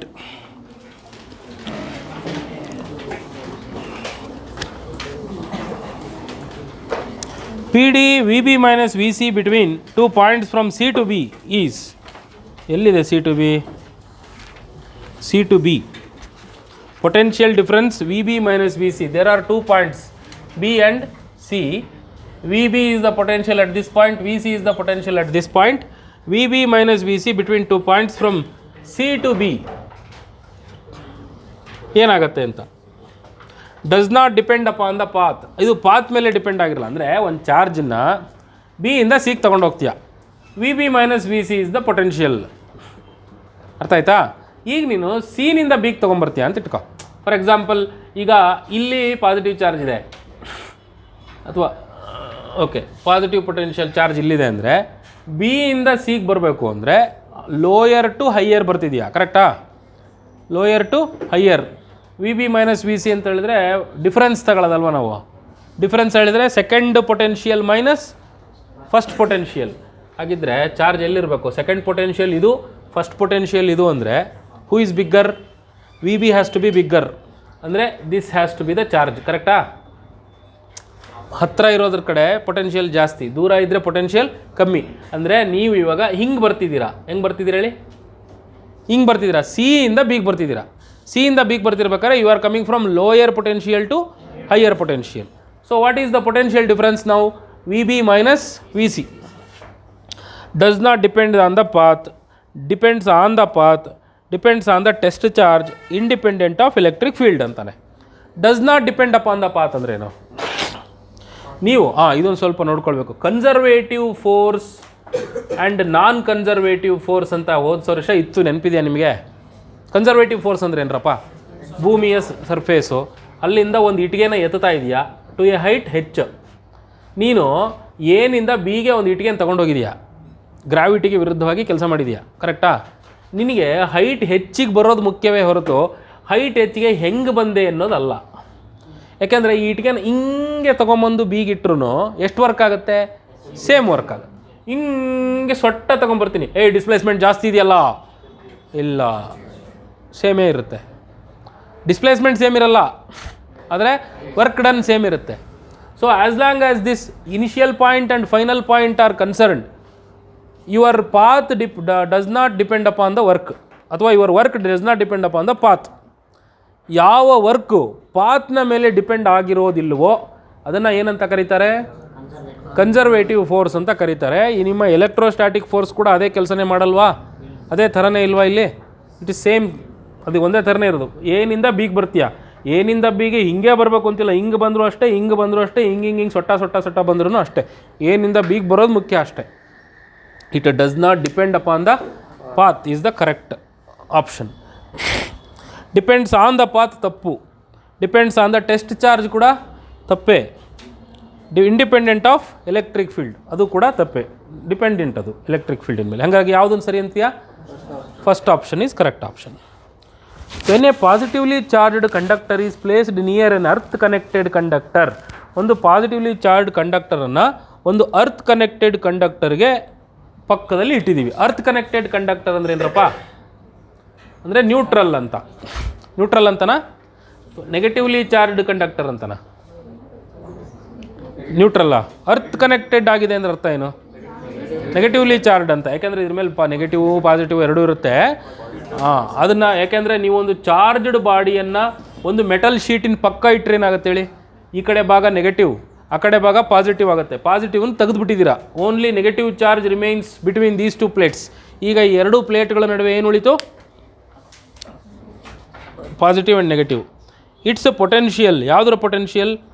Positively charged conductor is placed near an earth connected conductor. So ಇದು ಪಾಸಿಟಿವ್ಲಿ ಚಾರ್ಜ್ಡ್ ಕಂಡಕ್ಟರ್, ಇದನ್ನು ಅರ್ತ್ ಕನೆಕ್ಟೆಡ್ ಕಂಡಕ್ಟರ್ನ ಹತ್ತಿರ ಇಟ್ಟರೆ ಅದರ potential always increases, always decreases, may decrease or increase remains the same. ಏನಪ್ಪ ಆಗುತ್ತೆ ಅಂತ ಇಲ್ಲಿ ಯೋಚನೆ ಮಾಡಿ. ನಾನೊಂದು ಚಾರ್ಜ್ಡ್ ಬಾಡಿ ಅಲ್ಲೇನಮ್ಮ, ನನ್ನ ಸರ್ಫೇಸಿನ ಮೇಲೆ ವಿ ಎಸ್ ಅನ್ನೋ ಪೊಟೆನ್ಷಿಯಲ್ ಇರುತ್ತೆ. ಸಪೋಸ್ ಇದನ್ನು ಸ್ಪಿಯರ್ ಅಂತ ಅನ್ಕೋ, ಸ್ಪಿಯರಿನ ಮೇಲೆ ಸರ್ಫೇಸ್ ಪೊಟೆನ್ಷಿಯಲ್ ಇರುತ್ತಾ ಇಲ್ವಾ? ಇರುತ್ತೆ. ಈ ಸ್ಪಿಯರ್ನ ಪಕ್ಕದಲ್ಲಿ ನೆಗೆಟಿವ್ ಚಾರ್ಜ್ಗಳನ್ನ ಇಡ್ತೀಯ. ಇದೊಂದು negatively charged sphere. Negatively charged ಸ್ಪಿಯರ್ನಿಂದ at a distance of R, negatively charged ಸ್ಪಿಯರ್ನಿಂದ ಅಟ್ ಎ ಡಿಸ್ಟೆನ್ಸ್ ಆರ್, ಈ ಜಾಗದಲ್ಲಿ ಪೊಟೆನ್ಷಿಯಲ್ ಜಾಸ್ತಿ ಇರುತ್ತಾ ಕಮ್ಮಿ ಇರುತ್ತಾ? ನೆಗೆಟಿವ್ ಇರುತ್ತೆ. ಒಂದು ಚಾರ್ಜ್ಡ್ ಸ್ಪಿಯರ್ನಿಂದ ಸ್ವಲ್ಪ ದೂರದಲ್ಲಿ ಪೊಟೆನ್ಷಿಯಲ್ ಇರಲ್ಲೇನ್ರಾ? ಇರುತ್ತೆ ತಾನೆ. ಈ ನೆಗೆಟಿವ್ ಚಾರ್ಜು ಸುಮ್ಮನೆ ಇರುತ್ತಾ?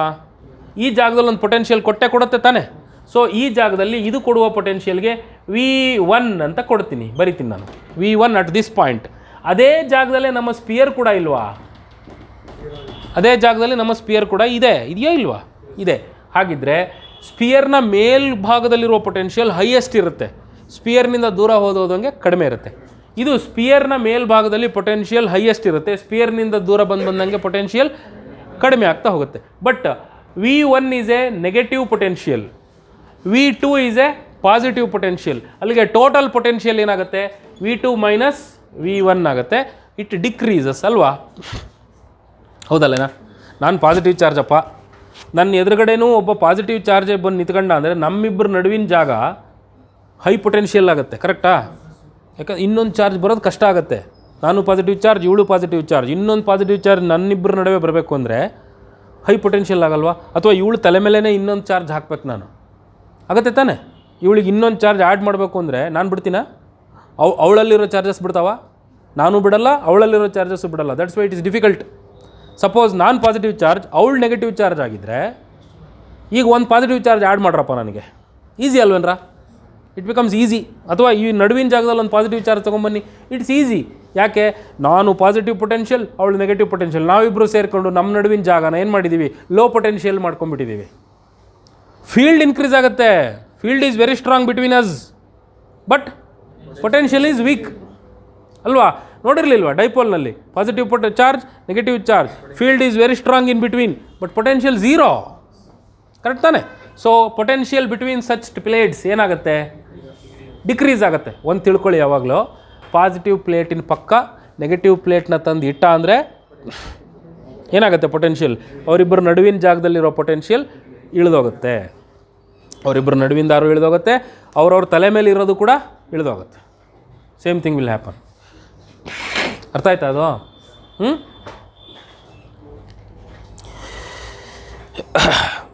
Two conductors when connected by a wire.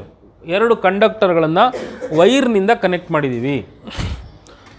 Charge flows if they have. Charge flow ಆಗಬೇಕು ಅಂದರೆ ಏನಾಗಬೇಕು? ಏನಾಗುತ್ತೆ? Two conductors are connected by wire. Two charged ಕಂಡಕ್ಟರ್ಸಾ? Two conductors when connected by wire, charge flows if they have. Okay, ಈ conductor ಮೇಲೆ Q1 charge ಇದೆ, ಈ conductor ಮೇಲೆ Q2 ಚಾರ್ಜ್ ಇದೆ ಅಂತ ಅಂದ್ಕೊಳ್ರಪ್ಪ. ಓಕೆನಾ? ಅವೆರಡು ಬೇರೆ ಬೇರೆ. ಸಪೋಸ್ ನಾನು ಅದೇ ಒಂದು ಎಕ್ಸಾಂಪಲ್ ಹೇಳಿದ್ದೆ, ನಿಮಗೆ ನೆನಪಿದೆ ಅಂತ ಗೊತ್ತಿಲ್ಲ. ಒಂದು ತುಂಬಿರೋ ಬೀಕರ್ ಇದೆ, ಅದೇ ಸೈಜಿನ ಇನ್ನೊಂದು ಖಾಲಿ ಬೀಕರ್ ಇದೆ. ಇವೆರಡರದ್ದು ತಳ ಕನೆಕ್ಟ್ ಮಾಡಿಬಿಡ್ತೀನಿ. ಏನಾಗುತ್ತೆ? ಫುಲ್ ಟ್ಯಾಂಕಿಂದ ನೀರು ಹರಿಯೋಕ್ಕೆ ಸ್ಟಾರ್ಟ್ ಆಗುತ್ತೆ. ಎಲ್ಲಿವರೆಗೆ? ಇದು ಇಳಿತಾ ಇಳಿತಾ ಇಳಿತಾ ಈ ಲೆವೆಲ್ಲಿಗೆ ಬರೋ ತನಕ, ಇದು ಏರ್ತಾ ಏರ್ತಾ ಏರ್ತಾ ಅದೇ ಲೆವೆಲ್ಲಿಗೆ ಬರೋ ತನಕ. ಕರೆಕ್ಟಾ? When their levels become same, charge flow stops. Charge flow will continue, water flow will continue till their levels become same. ಕರೆಕ್ಟಾ? ಹಾಗಾಗಿ when their V1 is equal to V2, ಹಾಗೇನೆ ಇದರಲ್ಲಿರೋ ಪೊಟೆನ್ಷಿಯಲ್ ಸಮ ಯಾವಾಗ ಆಗುತ್ತೋ ಆವಾಗ ಅಲ್ಲಿವರೆಗೂ ಚಾರ್ಜು ಫ್ಲೋ ಆಗ್ತಾನೇ ಇರುತ್ತೆ. ಈಗ ಇದ್ರ ಮೇಲೆ ಹೈ ಚಾರ್ಜಸ್ ಇದೆ, ಹೈ ಪೊಟೆನ್ಷಿಯಲ್ ಇದೆ. ಅರ್ಥ ಆಯ್ತಾ? ಸೇಮ್ ಸ್ಪಿಯರ್ಸ್ ಅಂತ ಇಟ್ಕೊಳ್ಳೋಣ. ಇವೆರಡು ಎಂಥ ಸ್ಪಿಯರ್ಸು? ಸೇಮ್ ರೇಡಿಯಸ್ ಇರೋ ಸ್ಪಿಯರ್ಸಪ್ಪ, ಆರ್. ಬಟ್ ಇದ್ರ ಮೇಲೆ ಜಾಸ್ತಿ ಚಾರ್ಜ್ ತುರುಕ್ಬಿಟ್ಟಿದ್ದೀನಿ, ಪೊಟೆನ್ಷಿಯಲ್ ಏನಾಗುತ್ತೆ? ಇದ್ರ ಮೇಲೆ ಜಾಸ್ತಿ ಇರುತ್ತೆ. ಇದ್ರ ಮೇಲೆ ಕಡಿಮೆ ಚಾರ್ಜಸ್ ಇಟ್ಟಿದ್ದೀನಿ, ಆರಾಮಾಗಿ ಕೂತ್ಕೊಂಡಿದ್ದಾವೆ, ಪೊಟೆನ್ಷಿಯಲ್ ಈಸ್ ಲೋ. ಯಾಕೆಂದರೆ ಪೊಟೆನ್ಷಿಯಲ್ ಡಿಪೆಂಡ್ ಆಗಿರೋದೇ ಚಾರ್ಜಸ್ ಮೇಲೆ, ಸರಿ ತಾನೆ. ಈಗ ಇವೆರಡನ್ನು ಮೆಟಲ್ ವೈರಿಂದ ಕನೆಕ್ಟ್ ಮಾಡಿದೆ ಅಂದರೆ what will happen, higher potential to lower potential charges will flow. So when their potentials become V1 is equal to V2 ಅಂದರೆ K Q1/R1 is equal to K Q2/R2 ಅಲ್ಲೇನಮ್ಮ, ಹೌದು ತಾನೆ. ಆದರೆ ಇಲ್ಲಿ R1 R2 same, R1 R2 ಏನಾಗಿದೆ, same ಆಗಿದೆ. R1 R2 same ಆಗಿರೋದ್ರಿಂದ ಇಲ್ಲಿ ಏನಾಗಬೇಕು, what should happen, V1 is equal to V2 ಆದ ಮೇಲೆ ಇದ್ರ ಮೇಲೆ ಎಷ್ಟು ಚಾರ್ಜ್ ಇರುತ್ತೋ ಇದ್ರ ಮೇಲೂ ಅಷ್ಟೇ ಚಾರ್ಜ್ ಇರುತ್ತೆ. ಆದರೆ ಇದ್ರ ಮೇಲೆ ಚಾರ್ಜ್ Q1 ಇದೆ, ಇದ್ರ ಮೇಲೆ ಚಾರ್ಜ್ Q2 ಇದೆ, ಕರೆಕ್ಟಾ. ಇದು ಫೈನಲ್ ಚಾರ್ಜ್ ನಾನು ಹೇಳ್ತಾ ಇರೋದು. ಇದೇನಿದು ಫೈನಲ್ ಚಾರ್ಜು. ಸಪೋಸ್ ಇದರಲ್ಲಿ 10 ಕೂಲಂಬ್ ಇದೆ, ಇದರಲ್ಲಿ 8 ಕೂಲಂಬ್ ಇದೆ ಅಂತ ಇಟ್ಕೊಳ್ಳ. ಫೈನಲ್ ಪ್ರಾಡಕ್ಟಿಗೆ ಏನು ಬರುತ್ತೆ ಅಂತ ನೋಡ್ಕೊಳ್ಳಿ, ಎಷ್ಟು ಬರುತ್ತೆ, ಎರಡನ್ನೂ ಆ್ಯಡ್ ಮಾಡ್ಕೋಬೇಕು. 10 + 8 18, 18/2 is 9. ಅಲ್ಲಿಗೆ 9 ಕೂಲಂಬ್ ಚಾರ್ಜ್ ಬರುತ್ತೆ. ಅವನಿಗೆ 9, ಇವನಿಗೆ 9. ಹಾಗಿದ್ರೆ what is the charge on individual sphere ಅಂತ ಕೇಳಿದ್ರೆ ಏನಂತ ಬರೀತೀರಾ, Q1' ಅಂತ ಬರೆದ್ರೆ, ಅಥವಾ Q' ಇಬ್ಬರಿಗೂ ಸೇಮ್ ಅಲ್ಲನಾ, Q' ಇಬ್ಬರಿಗೂ ಸೇಮ್ ಅಲ್ಲ. Q1 ಮೊದಲಿತ್ತು, Q2 ಮೊದಲಿತ್ತು. ಈಗ ಇವೆರಡನ್ನೂ ಕನೆಕ್ಟ್ ಮಾಡಿದ ಮೇಲೆ ಅವನ ಒರಿಜಿನಲ್ ಚಾರ್ಜ್ ಉಳಿಲಿಲ್ಲ. 10 ಇದ್ದದ್ದು 9 ಆಯಿತು, ಇವನಿಗೆ 8 ಇದ್ದದ್ದು 9 ಆಯಿತು. So Q' is actually Q1 + Q2/2 ಅಂತ ಬರಿಬೋದಾ. ಯಾವಾಗ ಬರಿಬೋದು ಹಿಂಗೆ, ಸೇಮ್ ರೇಡಿಯಸ್ ಇದ್ದರೆ. ಸೇಮ್ ರೇಡಿಯಸ್ ಇರಲಿಲ್ಲ ಅಂದರೆ ಈ ಫಾರ್ಮುಲಾ ಯೂಸ್ ಮಾಡ್ಕೊಂಡು Q1 + Q2/2 ಮಾಡಿಕೊಂಡು ಇದನ್ನು ಈ ಫಾರ್ಮುಲಾ ಯೂಸ್ ಮಾಡಿಕೊಂಡು ಅದನ್ನು ಕಂಡುಹಿಡಿಬೇಕಾಗುತ್ತೆ. ಆ ಪ್ರಾಬ್ಲಮ್ ಬಂದಾಗ ಮಾಡೋಣಂತೆ. ಗೊತ್ತಾಯ್ತಾ, ಅರ್ಥ ಆಯ್ತೇನ್ರ ಫಾರ್ಮುಲಾ ಇಂದು ಏನು ಮಾಡಿದ್ವಿ ಅಂತ ಗೊತ್ತಾಯ್ತಾ. So when our 2 equal spheres are connected like this we must have to use this equation. ಸರಿನಪ್ಪ, R1 R2 ನನಗೆ ಗೊತ್ತಿರಲಿಲ್ಲ. I don't know R1 what is, R2 what is, ಎರಡೂ ಗೊತ್ತಿಲ್ಲ ನನಗೆ. ಅವಾಗ ಏನು ಮಾಡಬೇಕಾಗಿತ್ತು, radius of the first sphere ಗೊತ್ತಿಲ್ಲ, radius of the second sphere ಗೊತ್ತಿಲ್ಲ. ಅವಾಗ ಏನು ಮಾಡ್ತಿದ್ದಿ, ಅವಾಗ ಏನು ಮಾಡಬೇಕು, ಅವಾಗ ಸಪೋಸ್ ಚಾರ್ಜ್ ಡೆನ್ಸಿಟಿ ಸೇಮ್ ಅಂತ ಕೊಟ್ಟಿರ್ತಾನೆ ಅವಾಗ. ಅಂದರೆ ಒಂದು ಬಿಗ್ಗರ್ ಸ್ಪಿಯರ್, ಒಂದು smaller spear, but charge density same ಅಂತ ಹೇಳ್ತಾನೆ. ಹಂಗಂದ್ರೆ ಏನು, ಒಂದು ದೊಡ್ಡ ರೂಮು, ಬೆಂಚ್ಗಳು ಅಲ್ಲಿ 1000 ಇದ್ದಾವೆ, ಇಲ್ಲಿ ಕಡಿಮೆ ಇದ್ದಾವೆ. ಪ್ರತಿ ಬೆಂಚಲ್ಲೂ 3 ಜನ, ಅಲ್ಲಿ ಜಾಸ್ತಿ ಜನ ಹುಡುಗರು ನಡೆಯುತ್ತೆ, ಇಲ್ಲಿ ಕಡಿಮೆ ಜನ ಹುಡುಗರು ನಡೆಯುತ್ತೆ, ಅಷ್ಟೇ ವಿಷಯ. ಬಿಟ್ಟರೆ ಚಾರ್ಜ್ ಡೆನ್ಸಿಟಿ ಸೇಮ್ ಇರುತ್ತೆ. ಅಂಥ ಸಂದರ್ಭದಲ್ಲಿ sigma is equal to sigma charge Q1 area 1 is equal to charge Q2 divided by area 2. Spheres ಕೊಟ್ಟಿರೋದ್ರಿಂದ Q1 what is the first spheres area 4πr1² is equal to second sphere area 4πr2². ಅಲ್ಲಿಗೆ 4π cancelled ಆಗಿ ಏನು ಬರುತ್ತೆ, Q1 is equal to Q2 into R1/R2 whole square. Remember this equation. ಅವಾಗ Q1 ಎಷ್ಟು, Q2 ಎಷ್ಟು ನಾವು ಈ ಫಾರ್ಮುಲಾದಿಂದ ಕಂಡುಹಿಡ್ಕೋಬೋದು. If charge densities are same, charge density same ಇದ್ದರೆ, ಇಲ್ಲ ಅಂದರೆ ಅದು ಮತ್ತಷ್ಟು ಕಷ್ಟ ಆಗುತ್ತೆ. ಓಕೆ, ಒಟ್ಟಿನಲ್ಲಿ ಒಂದು ವಿಷಯ ಏನು ತಿಳ್ಕೊಬೇಕಾಗಿರೋದು ನಾವು ಅಂದರೆ, ಒಂದು ಬಾಡಿ ಚಾರ್ಜ್ಡ್ ಬಾಡಿಯಿಂದ ಅನ್ಚಾರ್ಜ್ಡ್ ಬಾಡಿ ಆಗಲಿ ಅಥವಾ ಚಾರ್ಜ್ಡ್ ಬಾಡಿನೇ ಆಗಿರಲಿ, ಚಾರ್ಜ್ ಮೊದಲೇ ಇದ್ದರೂ ಅಷ್ಟೇ, ಇಲ್ದಿದ್ರೂ ಅಷ್ಟೇ, ಖಾಲಿ ಇದು ಕಂಡಕ್ಟರ್ ಆಗಿದ್ದರೂ ಅಷ್ಟೇ, ತುಂಬಿದ ಕಂಡಕ್ಟರ್ ಆಗಿದ್ದರೂ ಅಷ್ಟೇ, final charges on each of them will be Q1 + Q2/2 ಆಗಿರುತ್ತೆ. ಎರಡೂ ಮೇಲೆ ಇರೋ ಚಾರ್ಜಿನ ಸಮ್ ಡಿವೈಡೆಡ್ ಬೈ 2 ಆಗಿರುತ್ತೆ. ಸಪೋಸ್ Q2 0 ಆಗಿತ್ತು, ಖಾಲಿ ಕಂಡಕ್ಟರ್ ಆಗಿತ್ತು, ಅವಾಗ Q2 0, Q1/2, ಇದ್ರ ಮೇಲೆ 10 ಕೂಲಂಬ್ ಇದ್ದರೆ 5 ಬರುತ್ತೆ. ಗೊತ್ತಾಯ್ತಾ.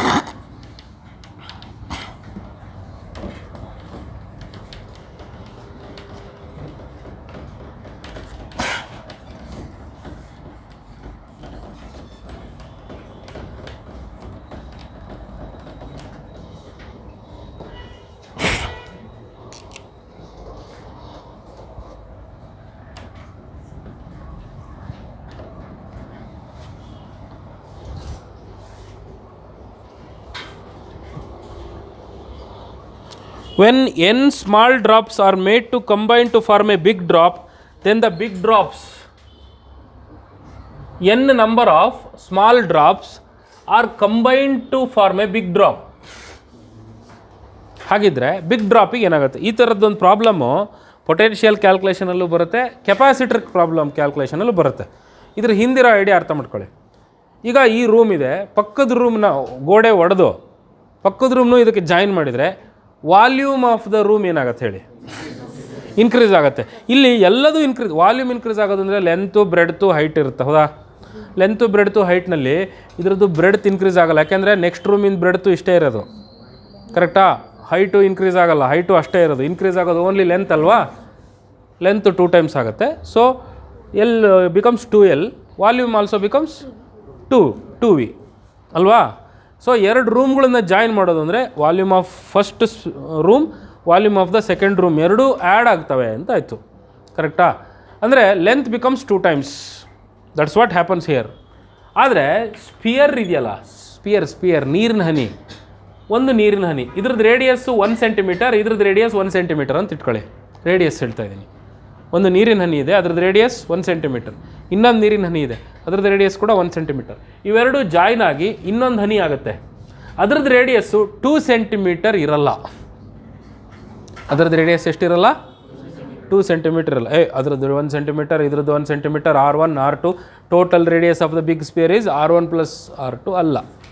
ಅಲ್ಲಿ ಏನಾಗುತ್ತೆ ಗೊತ್ತಾ? It is just like adding 2 rooms. ಕೆಲವು ಹಂಗಂಗೆ ಉಳ್ಕೊತವೆ, ಕೆಲವು ಮಾತ್ರ ಜಾಸ್ತಿ ಆಗುತ್ತೆ. ಸೊ ಟೋಟಲಿ ಇಲ್ಲಿ ಏನಾಗುತ್ತಪ್ಪ ಅಂದರೆ volume of the big sphere V B is equal to volume of the small sphere n times the volume of small sphere ಅಂತ ಬರ್ಕೋಬೇಕು ನಾನು. ಯಾಕೆ?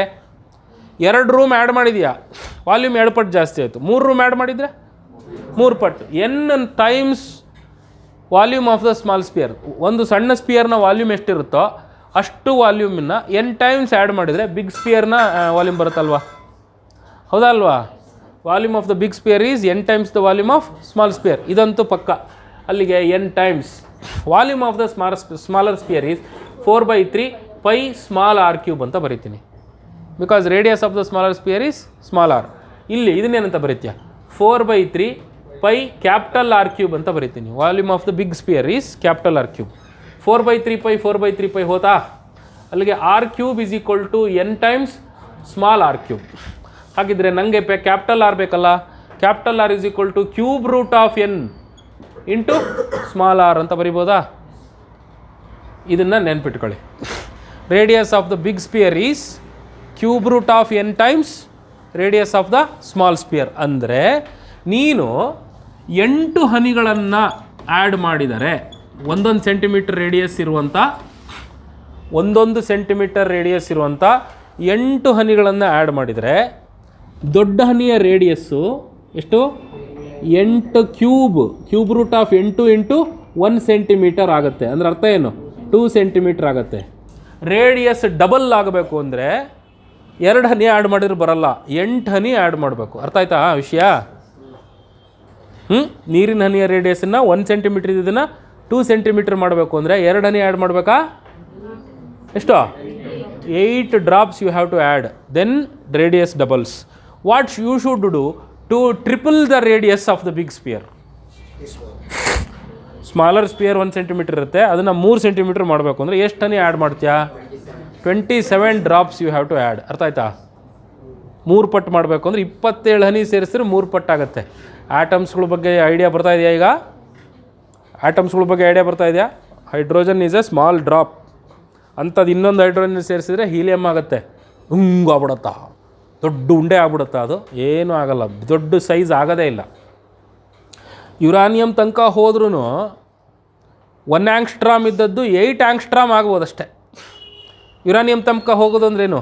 1 ಇದ್ದಂಥ ಅಟಾಮಿಕ್ ನಂಬರು 235 ತನಕ ಹೋದ್ರೂ ರೇಡಿಯಸ್ ಎಷ್ಟು ದೊಡ್ಡದಾಯಿತು? 1 centimeter ಇದ್ದದ್ದು 8 centimeter ಆಯಿತು ಅಷ್ಟೇ.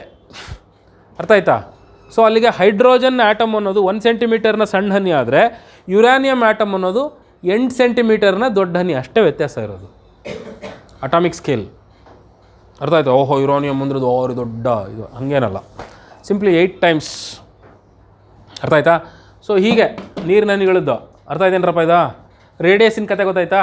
ರೇಡಿಯಸ್ ಕತೆ ಗೊತ್ತಾದ್ರೆ ಸಾಕು, ಇನ್ನು ಮುಂದಿಂದೆಲ್ಲ ಪೊಟೆನ್ಷಿಯಲ್ ನಾವು ಕ್ಯಾಲ್ಕುಲೇಟ್ ಮಾಡ್ಕೊಂಬಿಡೋಣ. So what is the potential of the smaller sphere? Tell me. 1/4πε0 into capital Q small Q charge on the small sphere divided by what is the radius? Small R cube. ಕರೆಕ್ಟಾ? ಅಲ್ಲ, small R, sorry, ಹೌದಲ್ಲ? K Q by small R. So what is the radius of the bigger sphere? V B is equal to K capital Q divided by K into capital Q divided by capital R. ಸರಿನಾ? Capital R ಇದು ಸ್ವಲ್ಪ simplify ಮಾಡಿ ಬರೆಯೋಣ. K into capital Q ಅಂದರೆ N Q ಅಲ್ಲನಾ? ಇದ್ರ ಮೇಲೆ ಬರೋ ಟೋಟಲ್ ಚಾರ್ಜ್ ಎಷ್ಟಿರುತ್ತೆ ಹೇಳಿ? N times small Q. ಇದ್ರ ಮೇಲೆಲ್ಲ ಎನ್ ಕ್ಯೂ ಕ್ಯೂ ಕ್ಯೂ ಇರುತ್ತಲ್ವಾ? ಹಾಂ, ಎಷ್ಟು ಬರುತ್ತೆ ಇದ್ರ ಮೇಲೆ? N Q. Total Q is N Q. N Q divided by what is capital R? N whole to the power 1/3 into small R. ಕರೆಕ್ಟಾ? ಈಗ ಇಲ್ಲಿ ಸ್ವಲ್ಪ ಹುಷಾರಾಗಿ ಕೆ ಹಾಗೆ ಇಟ್ಕೊಂಡು, ಕ್ಯೂನು ಹಾಗೆ ಇಟ್ಕೊಂಡು, ಆರ್ನು ಹಾಗೆ ಇಟ್ಕೊಂಡು, ಇಲ್ಲಿ ಬಂದಿರೋಂಥ N divided by N to the power of 1/3ನ ಸಿಂಪ್ಲಿಫೈ ಮಾಡ್ಕೊಳ್ಳೋಣ. N to the power of 1/3 ಮೇಲೋದ್ರೆ -1/3. N to the power of 1 - 1/3 ಎಷ್ಟಾಯಿತು? 2/3. 3 - 1 2/3. So this becomes V S into N to the power of 2/3. So this is your V B ಅಲ್ವಾ? N to the power of 2/3 ಅಂದ್ರೇನು? Very simple. V S into cube root of ಎನ್ನಿನ square ಅಂತ ಅಲ್ವಾ? Cube root of ಎನ್ನಿನ square. ಅಲ್ಲಿಗೆ 8 drops ಸೇರಿದರೆ 8ರ cube root 2, 2ರ square 4. So 4 times V S ಆಗುತ್ತೆ. ಅರ್ಥ ಆಯ್ತಾ? ಪೊಟೆನ್ಷಿಯಲ್ ಒಂದೊಂದ್ರ ಮೇಲೆ ಒಂದೊಂದು ವೋಲ್ಟ್ ಇದ್ದರೆ, ಸಣ್ಣ ಸಣ್ಣ ಹನಿ ಮೇಲೆ ಒಂದೊಂದು ವೋಲ್ಟ್ ಇದ್ದರೆ 8 ಹನಿ ಸೇರಿಕೊಂಡಾಗ 4 ವೋಲ್ಟ್ ಆಗುತ್ತೆ. ಅರ್ಥ ಆಯ್ತಾ? ಸೊ ಈ ಫಾರ್ಮುಲಾ ನೋಡ್ಕೊಳ್ಳಿ. Big sphere is equal to V S into N to the power of 2/3. Okay, ಈ ಕ್ವಶನಿಗೆ ಬರೋಣ. Question says volume big the okay n drops are made to combine to form a big drop, then big drops potential increases to n to the power half times original potential and charge density decreases to 1 to the power of 1/3. ತಪ್ಪಲ್ಲನಪ್ಪ? Potential n to the power 2/3 ನಷ್ಟು increase ಆಗಬೇಕು. and potential increases to n to the power of 2/3 times original potential and charge density increases to n to the power of 1/3. Charge density 1/3 ನಷ್ಟು increase. ಅದನ್ನು ನೋಡ್ಬಿಡೋಣ charge density ಏನಾಗುತ್ತೆ ಅಂತ. Charge ಡೆನ್ಸಿಟಿನೂ ನೋಡ್ಬಿಡೋಣಪ್ಪ ಅತ್ಲಾಗೆ. ಚಾರ್ಜ್ ಡೆನ್ಸಿಟಿ ಅಂದರೆ ಸಿಗ್ಮಾ ಕ್ಯೂ ಬೈ ಏರಿಯಾ ಅಲ್ಲನಾ? ಕ್ಯೂ ಅಂದ್ರೆ ಏನರಪ್ಪ? ಸ್ಮಾಲ್ ಸ್ಪೇರಿಂದ ನೋಡ್ಕೊ. ಸ್ಮಾಲ್ ಸ್ಪೇರಿಂದು Q1 small Q by area small Q divided by 4πr². ಸರಿನಾ? Small Q by 4πr². ಇದು ಚಾರ್ಜ್ ಡೆನ್ಸಿಟಿ ಸಣ್ಣದರ ಚಾರ್ಜ್ ಡೆನ್ಸಿಟಿ. ದೊಡ್ಡದರ ಚಾರ್ಜ್ ಡೆನ್ಸಿಟಿ ಏನಾಗುತ್ತೆ? Capital Q divided by capital area. ಕರೆಕ್ಟಾ? So it is N Q divided by total charge is N Q 4πr²ನ ಆರ್ನ capital R square ಅಂತ ಬರೀತೀನಿ. N Q divided by 4π into ಆರ್ನ ಜಾಗದಲ್ಲಿ ಏನಂತ ಬರೀತೀರಾ? N to the power of 1/3 small R whole square ಅಂತ ಬರೀಬೇಕಾಗುತ್ತೆ. So this becomes N Q divided by 4π into r² into n to the power of 1/3. So this becomes n to the power of 1/3 ಮೇಲೆ ಕಳಿಸಿ n to the power of 2/3 into q divided by 4πr² ಅಲ್ಲನಾ? ಅಲ್ಲಿಗೆ this becomes n to the power of 2/3 times. ಸರಿನಾ? ಸರಿ ಇದೆಯಾ?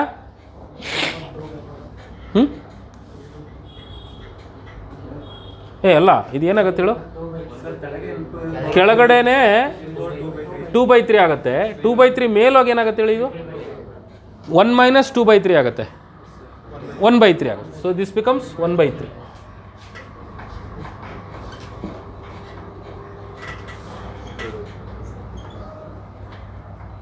Sigma B is n to the power of 1/3 times sigma S. ಗೊತ್ತಾಯ್ತಾ? ಅಲ್ಲಿಗೆ ಇದು ಸರಿ ಇದೆ ಅಲ್ವಾ? ಸೆಕೆಂಡ್ ಸರಿ ಇದೆಯಲ್ಲ? ಚಾರ್ಜ್ ಡೆನ್ಸಿಟಿ 1/3 ಟೈಮ್ಸ್ ಆಗುತ್ತೆ, ಪೊಟೆನ್ಷಿಯಲ್ಲು 10⁻²/3 ಟೈಮ್ಸ್ ಆಗುತ್ತೆ. ಅರ್ಥ ಆಯ್ತೇನ್ರಪ್ಪ ಇದು? ಫಸ್ಟು ಇದನ್ನು ತಿಳ್ಕೊಬೇಕು. ಸ್ಮಾಲ್ ಸ್ಪಿಯರ್ಗಳು ಬಿಗ್ ಸ್ಪಿಯರ್ ಆದಾಗ ರೇಡಿಯಸ್ ಯಾವ ರೀತಿಲಿ ಬದಲಾಗುತ್ತೆ ಅನ್ನೋದು ಒಂದು ಹಿಂಟ್ ಸಿಕ್ಕರೆ ಸಾಕು ನಮಗೆ. ಇನ್ನು ಉಳಿದದ್ದೆಲ್ಲ ಆಟ ಆಡ್ಬಿಡ್ಬೋದು. Potential of small sphere, potential of big sphere, charge density of small sphere, charge density of big sphere. ಮಾಡ್ಬೋದಾ? ಎಸ್.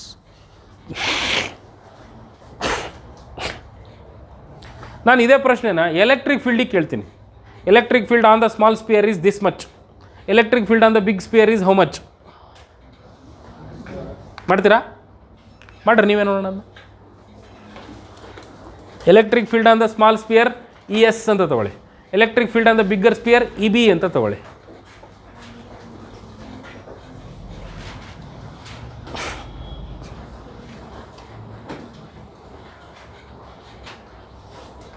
ಇದು ಅಳಿಸ್ಲಾ? ಇದು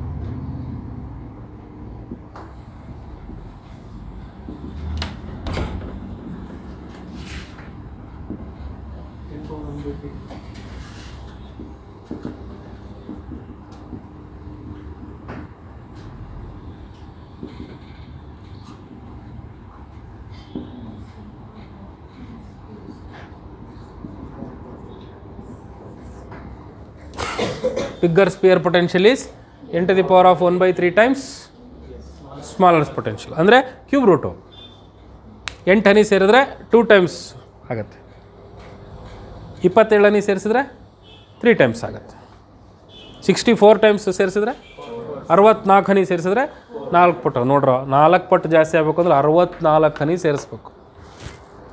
ಅರ್ಥ ಆಯ್ತಾ? ನೋಡಿ ಹೆಂಗೆ ಕಾಂಪ್ಲಿಕೇಟ್ ಆಗ್ತಾಯಿದೆ.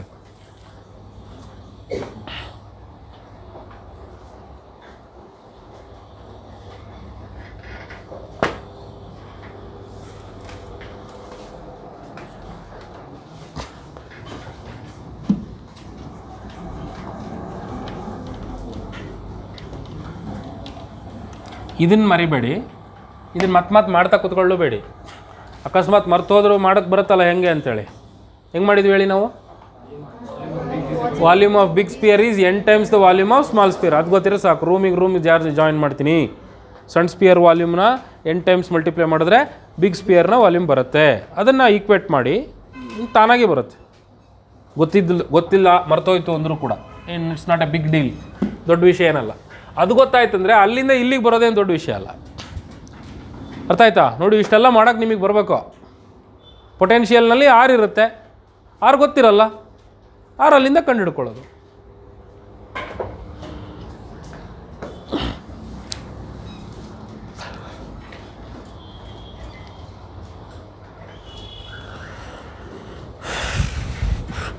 Work done in joule in carrying charge of x coulomb between 2 points having a potential difference of y volt is work done in carrying a charge of x coulomb between 2 points having a potential difference of y volts. Potential difference y volts ಇದೆ ಅಂತೆ, charge x volts ಇದೆ ಅಂತೆ. Work done ಅಂದರೆ ನಾವೇನು ಎದುರು ಬಿಡ್ತೀವಾ? V Q ಅಂದ್ರೇನು? x into y. ಅವನೇನೋ ಬೇರೆ ಹೆಸರು ಕೊಟ್ಬಿಟ್ರೆ ನಮಗೆ ಗೊತ್ತಾಗಲ್ಲ ಅಂದ್ಕೊಂಡ್ಬಿಟ್ಟಿದ್ದಾನೆ ಅವನು. ಓಹೋ, ವಿ ಅಂದರೆ ಪೊಟೆನ್ಷಿಯಲ್, ಕ್ಯೂ ಅಂದರೆ ಚಾರ್ಜ್, ಹಿಂಗೆ ಮಾಡಿ ಅಭ್ಯಾಸ ಇದೆ. ಅವನೇನು ಮಾಡ್ಬಿಟ್ಟು ಏನು ಹೇಳಿ, ವಿಗೆ ವಿ ಅಂತ ಇಲ್ಲ, ವೈ ಅಂತ ಇದ್ದಾನೆ, ಚಾರ್ಜ್ಗೆ ಎಕ್ಸ್ ಅಂತ ಇದ್ದಾನೆ. ಮಾಡಿದ್ರಾ? XY. N electron enters into high potential region V2. ಒಂದು ಹೈ ಪೊಟೆನ್ಷಿಯಲ್ ರೀಜನ್ V2 ಅನ್ನು ಒಂದು ಎಲೆಕ್ಟ್ರಾನ್ ಎಂಟ್ರಿ ಹೊಡಿತಾ ಇದೆ. ಇಲ್ಲಿ ಸ್ವಲ್ಪ ಹುಷಾರು. ಎಂಟ್ರಿ ಹೊಡೆಯೋ ಚಾರ್ಜ್ ಇದುವರೆಗೂ ನಾವು ನೋಡಿರೋದು ಎಲ್ಲ ಪಾಸಿಟಿವೇ. ನೆಗೆಟಿವ್ ಚಾರ್ಜು ಬರ್ತಾ ಇದೆ ಹೈ ಪೊಟೆನ್ಷಿಯಲ್ಗೆ ಅಂದರೆ ಅದು ಯಾರ ಕಡೆಗೆ ಬರ್ತಾ ಇದೆ? ಪಾಸಿಟಿವ್ ಪೊಟೆನ್ಷಿಯಲ್ಲು, ಹೈ ಪೊಟೆನ್ಷಿಯಲ್ಲು ಅಂತೀವಿ. ನೆಗೆಟಿವ್ ಚಾರ್ಜ್ ಇಲ್ಲಿದೆ ಅಂದರೆ ಅದು ಆಬ್ವಿಯಸ್ಲಿ ನೆಗೆಟಿವ್ ಪೊಟೆನ್ಷಿಯಲ್ ಇರೋಂಥ ವಸ್ತು. ಈಗದು ಪಾಸಿಟಿವ್ ಚಾರ್ಜಿನ ಕಡೆಗೆ ಬಂದರೆ ಲೋಯರ್ ಟು ಹೈಯರ್ ಬಂದಂಗ, ಹೈಯರ್ ಟು ಲೋಯರ್ ಹೋದಂಗ? ಲೋಯರ್ ಟು ಹೈಯರ್ ಹೋದಂಗ, ಹೈಯರ್ ಟು ಲೋಯರ್ ಹೋದಂಗ ಹೇಳಿ. ಹಾಂ, ಹೈಯರ್ ಟು ಲೋಯರಾ? ಶೂರ್? ಹೈಯರ್ ಟು ಲೋಯರಾ, ಲೋಯರ್ ಟು ಹೈಯರ್ ಹೇಳಿ. Higher to lower. ಇಲ್ಲಿ ಏನಿರುತ್ತೆ ಹೇಳಿ? ಇದು ನೆಗೆಟಿವ್ ಚಾರ್ಜಪ್ಪ, ನೆಗೆಟಿವ್ ಚಾರ್ಜ್. ಇದು ನೆಗೆಟಿವ್ ಚಾರ್ಜು ಪಾಸಿಟಿವ್ ಚಾರ್ಜಿನ ಕಡೆಗೆ ಹೋಗುತ್ತೆ, ಕರೆಕ್ಟಾ? ಸೊ ಯಾವುದೇ ಇಲ್ಲಿ ಸಪೋಸ್ ಇದು ಪಾಸಿಟಿವ್ ಚಾರ್ಜ್ ಇದ್ದರೆ ಏನು ಮಾಡುತ್ತೆ ನೋಡಿ, ಪಾಸಿಟಿವ್ ಚಾರ್ಜ್ ಇದ್ದರೆ ರಿಪೆಲ್ ಆಗಿ ಓಡೋಗುತ್ತೆ, ಕರೆಕ್ಟಾ? ಇದು ಹೋಗೋದು ಹೆಂಗೆ? ಹೈ ಪೊಟೆನ್ಷಿಯಲ್ ರೀಜನ್ನಿಂದ ಲೋ ಪೊಟೆನ್ಷಿಯಲ್ ರೀಜನ್ನಿಗೆ, ಯಾವಾಗಲೂ ಅಷ್ಟೇ. ಹೈ ಪೊಟೆನ್ಷಿಯಲ್ ರೀಜನ್ನಿಂದ ಲೋ ಪೊಟೆನ್ಷಿಯಲ್ ರೀಜನ್ಗೆ ಹೋಗುತ್ತೆ. ಅದು ಸಹಜವಾದ ಪ್ರವೃತ್ತಿ, ಯಾವುದೇ ಚಾರ್ಜಿನ ಪ್ರವೃತ್ತಿ ಅದು. ಅಂದರೆ ಯಾರ ಪ್ರವೃತ್ತಿ? ಪಾಸಿಟಿವ್ ಚಾರ್ಜಿನ ಪ್ರವೃತ್ತಿ. It's the behaviour of positive charge always to move from high potential region to low potential region, always to move like that, like this. High potential region to low potential region, this body is moving. High potential region to low potential region, the positive charge is moving. But electron is not like that. Electron moves towards the positive plate. ಅದರ ಅರ್ಥ ಏನು ಗೊತ್ತಾ? It always move from lower to higher potential. Electron ಯಾವಾಗಲೂ ಹೇಗೆ? Lower to higher ಪೊಟೆನ್ಷಿಯಲಿಗೆ move ಆಗೋವಂಥದ್ದು. ಗೊತ್ತಾಯ್ತಾ? ಅದು ಉಲ್ಟಾ, ಯಾಕೆಂದ್ರೆ ನಾವು ಚಾರ್ಜ್ ತಗೊಂಡಿರೋದೇ ಉಲ್ಟಾ. ಇಲ್ಲಿ ಯಾವಾಗಲೂ ನಾವು ಸಂಪ್ರದಾಯದ ಪ್ರಕಾರ ಏನು ತೊಗೋಬೇಕು ಹೇಳಿ?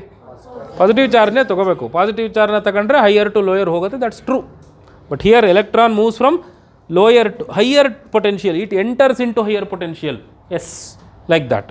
ಹಾಗಿದ್ರೆ from higher potential region V2 from lower potential region V1, then its velocity. ಹಾಗಿದ್ರೆ ಅದರ ವೆಲಾಸಿಟಿ ಏನಾಗಬೇಕು? ಇನ್ಕ್ರೀಸ್ ಆಗಬೇಕಾ, ಡಿಕ್ರೀಸ್ ಆಗಬೇಕಾ? ಇದು ಡಿಸ್ಟೆನ್ಸ್ ಬಿಟ್ವೀನ್ ದೆಮ್ ಕಡಿಮೆ ಆಗ್ತಾ ಹೋಗುತ್ತೆ, ಫೋರ್ಸ್ ಜಾಸ್ತಿ ಆಗ್ತಾ ಹೋಗುತ್ತೆ. ಫೋರ್ಸ್ ಜಾಸ್ತಿ ಆಗ್ತಾ ಹೋದಂಗೆ ವೆಲಾಸಿಟಿ ಜಾಸ್ತಿ ಆಗಲೇಬೇಕಲ್ಲ. So its velocity increase will change in the direction of field. No change in the direction of field, no change in the direction perpendicular to the field. ಅವು ಕೆಳಗೆ ನಾವು ಮೂರು ತಪ್ಪೆ. The velocity will increase.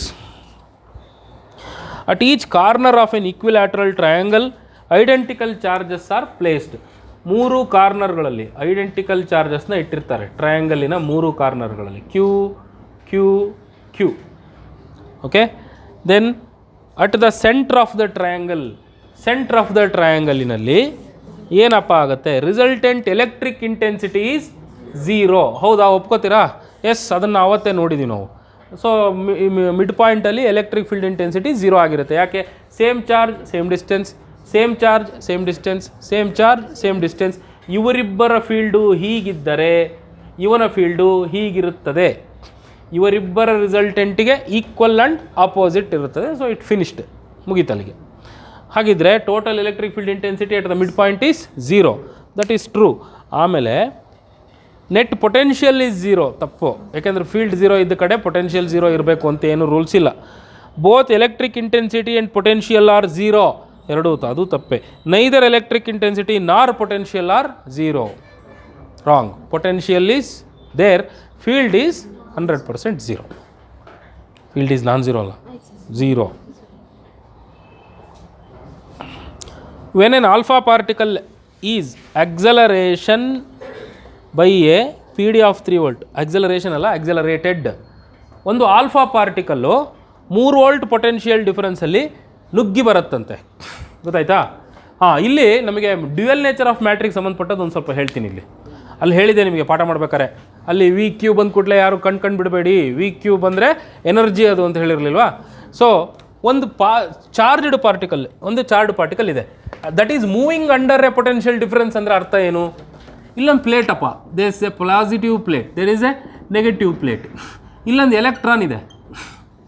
ಈ ಎಲೆಕ್ಟ್ರಾನ್ನ ಬಿಟ್ಟು ಕೈ ಬಿಟ್ಬಿಟ್ರಿ ಅಂದರೆ ಯಾರ ಕಡೆಗೆ ಹೋಗುತ್ತಪ್ಪ? ಅದು ಪಾಸಿಟಿವ್ ಪ್ಲೇಟ್ ಕಡೆಗೆ ಮೂವ್ ಆಗುತ್ತೆ. ಮೂವ್ ಆಗ್ತಾ ಆಗ್ತಾ ಏನಾಗುತ್ತೆ? ಅದರದ್ದು ವೆಲಾಸಿಟಿ ಇನ್ಕ್ರೀಸ್ ಆಗ್ತಾ ಹೋಗುತ್ತೆ. ಈಗ ನಾವು ಇಲ್ಲಿ ವೆಲಾಸಿಟಿ ಇನ್ಕ್ರೀಸು ಅಂತ ಹೇಳೋಕ್ಕೆ ಬರೋಂಗಿಲ್ಲ. ಯಾಕೆ ಅಂತ ಹೇಳಿದ್ರೆ ನಾವು ಇಲ್ಲಿ ಅಪ್ಲೈ ಮಾಡಿರೋದು ಯೂನಿಫಾರ್ಮ್ ಫೀಲ್ಡು. ಯೂನಿಫಾರ್ಮ್ ಫೀಲ್ಡನ್ನು ಅಪ್ಲೈ ಮಾಡಿದ್ದೀನಿ. Electric field is uniform. ಹಾಗಿದ್ರೆ ಎಲೆಕ್ಟ್ರಿಕ್ ಪೊಟೆನ್ಷಿಯಲ್ ಕೂಡ ಯೂನಿಫಾರ್ಮ್ ಆಗಿರಬೇಕಾ ಅಲ್ವಾ? E is equal to V by X. V is equal to E into X. What is X? Electric field into distance between the plates ಅಲ್ವಾ? Correct ತಾನೆ? Electric field into distance between the plates. So this is your V. ಇದು ನಿಮ್ಮ potential difference. ಅಂದರೆ ನೀನು ಒಂದು potential ಡಿಫರೆನ್ಸನ್ನು apply ಮಾಡಿದರೆ ಆ potential ಡಿಫರೆನ್ಸಿನ ರೀಜನಲ್ಲಿ ಒಂದು ಚಾರ್ಜ್ ಮೂವ್ ಆಗುತ್ತೆ ಅಲ್ವಾ? ಪೊಟೆನ್ಷಿಯಲ್ ಡಿಫರೆನ್ಸ್ ಕ್ರಿಯೇಟ್ ಮಾಡೋದು ಅಂದ್ರೇನು? ಈ ಕಡೆ ಒಂದಷ್ಟು ಹೈ ಪಾಸಿಟಿವ್ ಚಾರ್ಜಸ್ ಕೊಡಿ, ಈ ಕಡೆ ಒಂದಿಷ್ಟು ಹೈ ನೆಗೆಟಿವ್ ಚಾರ್ಜಸ್ ಕೊಡಿ, ನಡುವಿನ ಪೊಟೆನ್ಷಿಯಲ್ ಬಿದ್ದೋಗುತ್ತೆ. ಪೊಟೆನ್ಷಿಯಲ್ ಡಿಫರೆನ್ಸ್ ಜಾಸ್ತಿ ಬರೋಲ್ಲ. ನೀವು ಆಲ್ರೆಡಿ ನೋಡಿದ್ದೀರಾ, ಒಂದು ಪಾಸಿಟಿವ್ ಪ್ಲೇಟ್ ಒಂದು ನೆಗೆಟಿವ್ ಪ್ಲೇಟ್ ನಡುವಿನ ಜಾಗದಲ್ಲಿ ಪೊಟೆನ್ಷಿಯಲ್ ಡಿಫರೆನ್ಸ್ ಏನಾಗುತ್ತೆ? ಬಿದ್ದೋಗುತ್ತೆ. ಫೀಲ್ಡ್ ಸ್ಟ್ರಾಂಗ್ ಆಗುತ್ತೆ, ಪೊಟೆನ್ಷಿಯಲ್ ಏನಾಗುತ್ತೆ? ಬಿದ್ದೋಗುತ್ತೆ. Potential decreases. ಅರ್ಥ ಆಗುತ್ತಾ?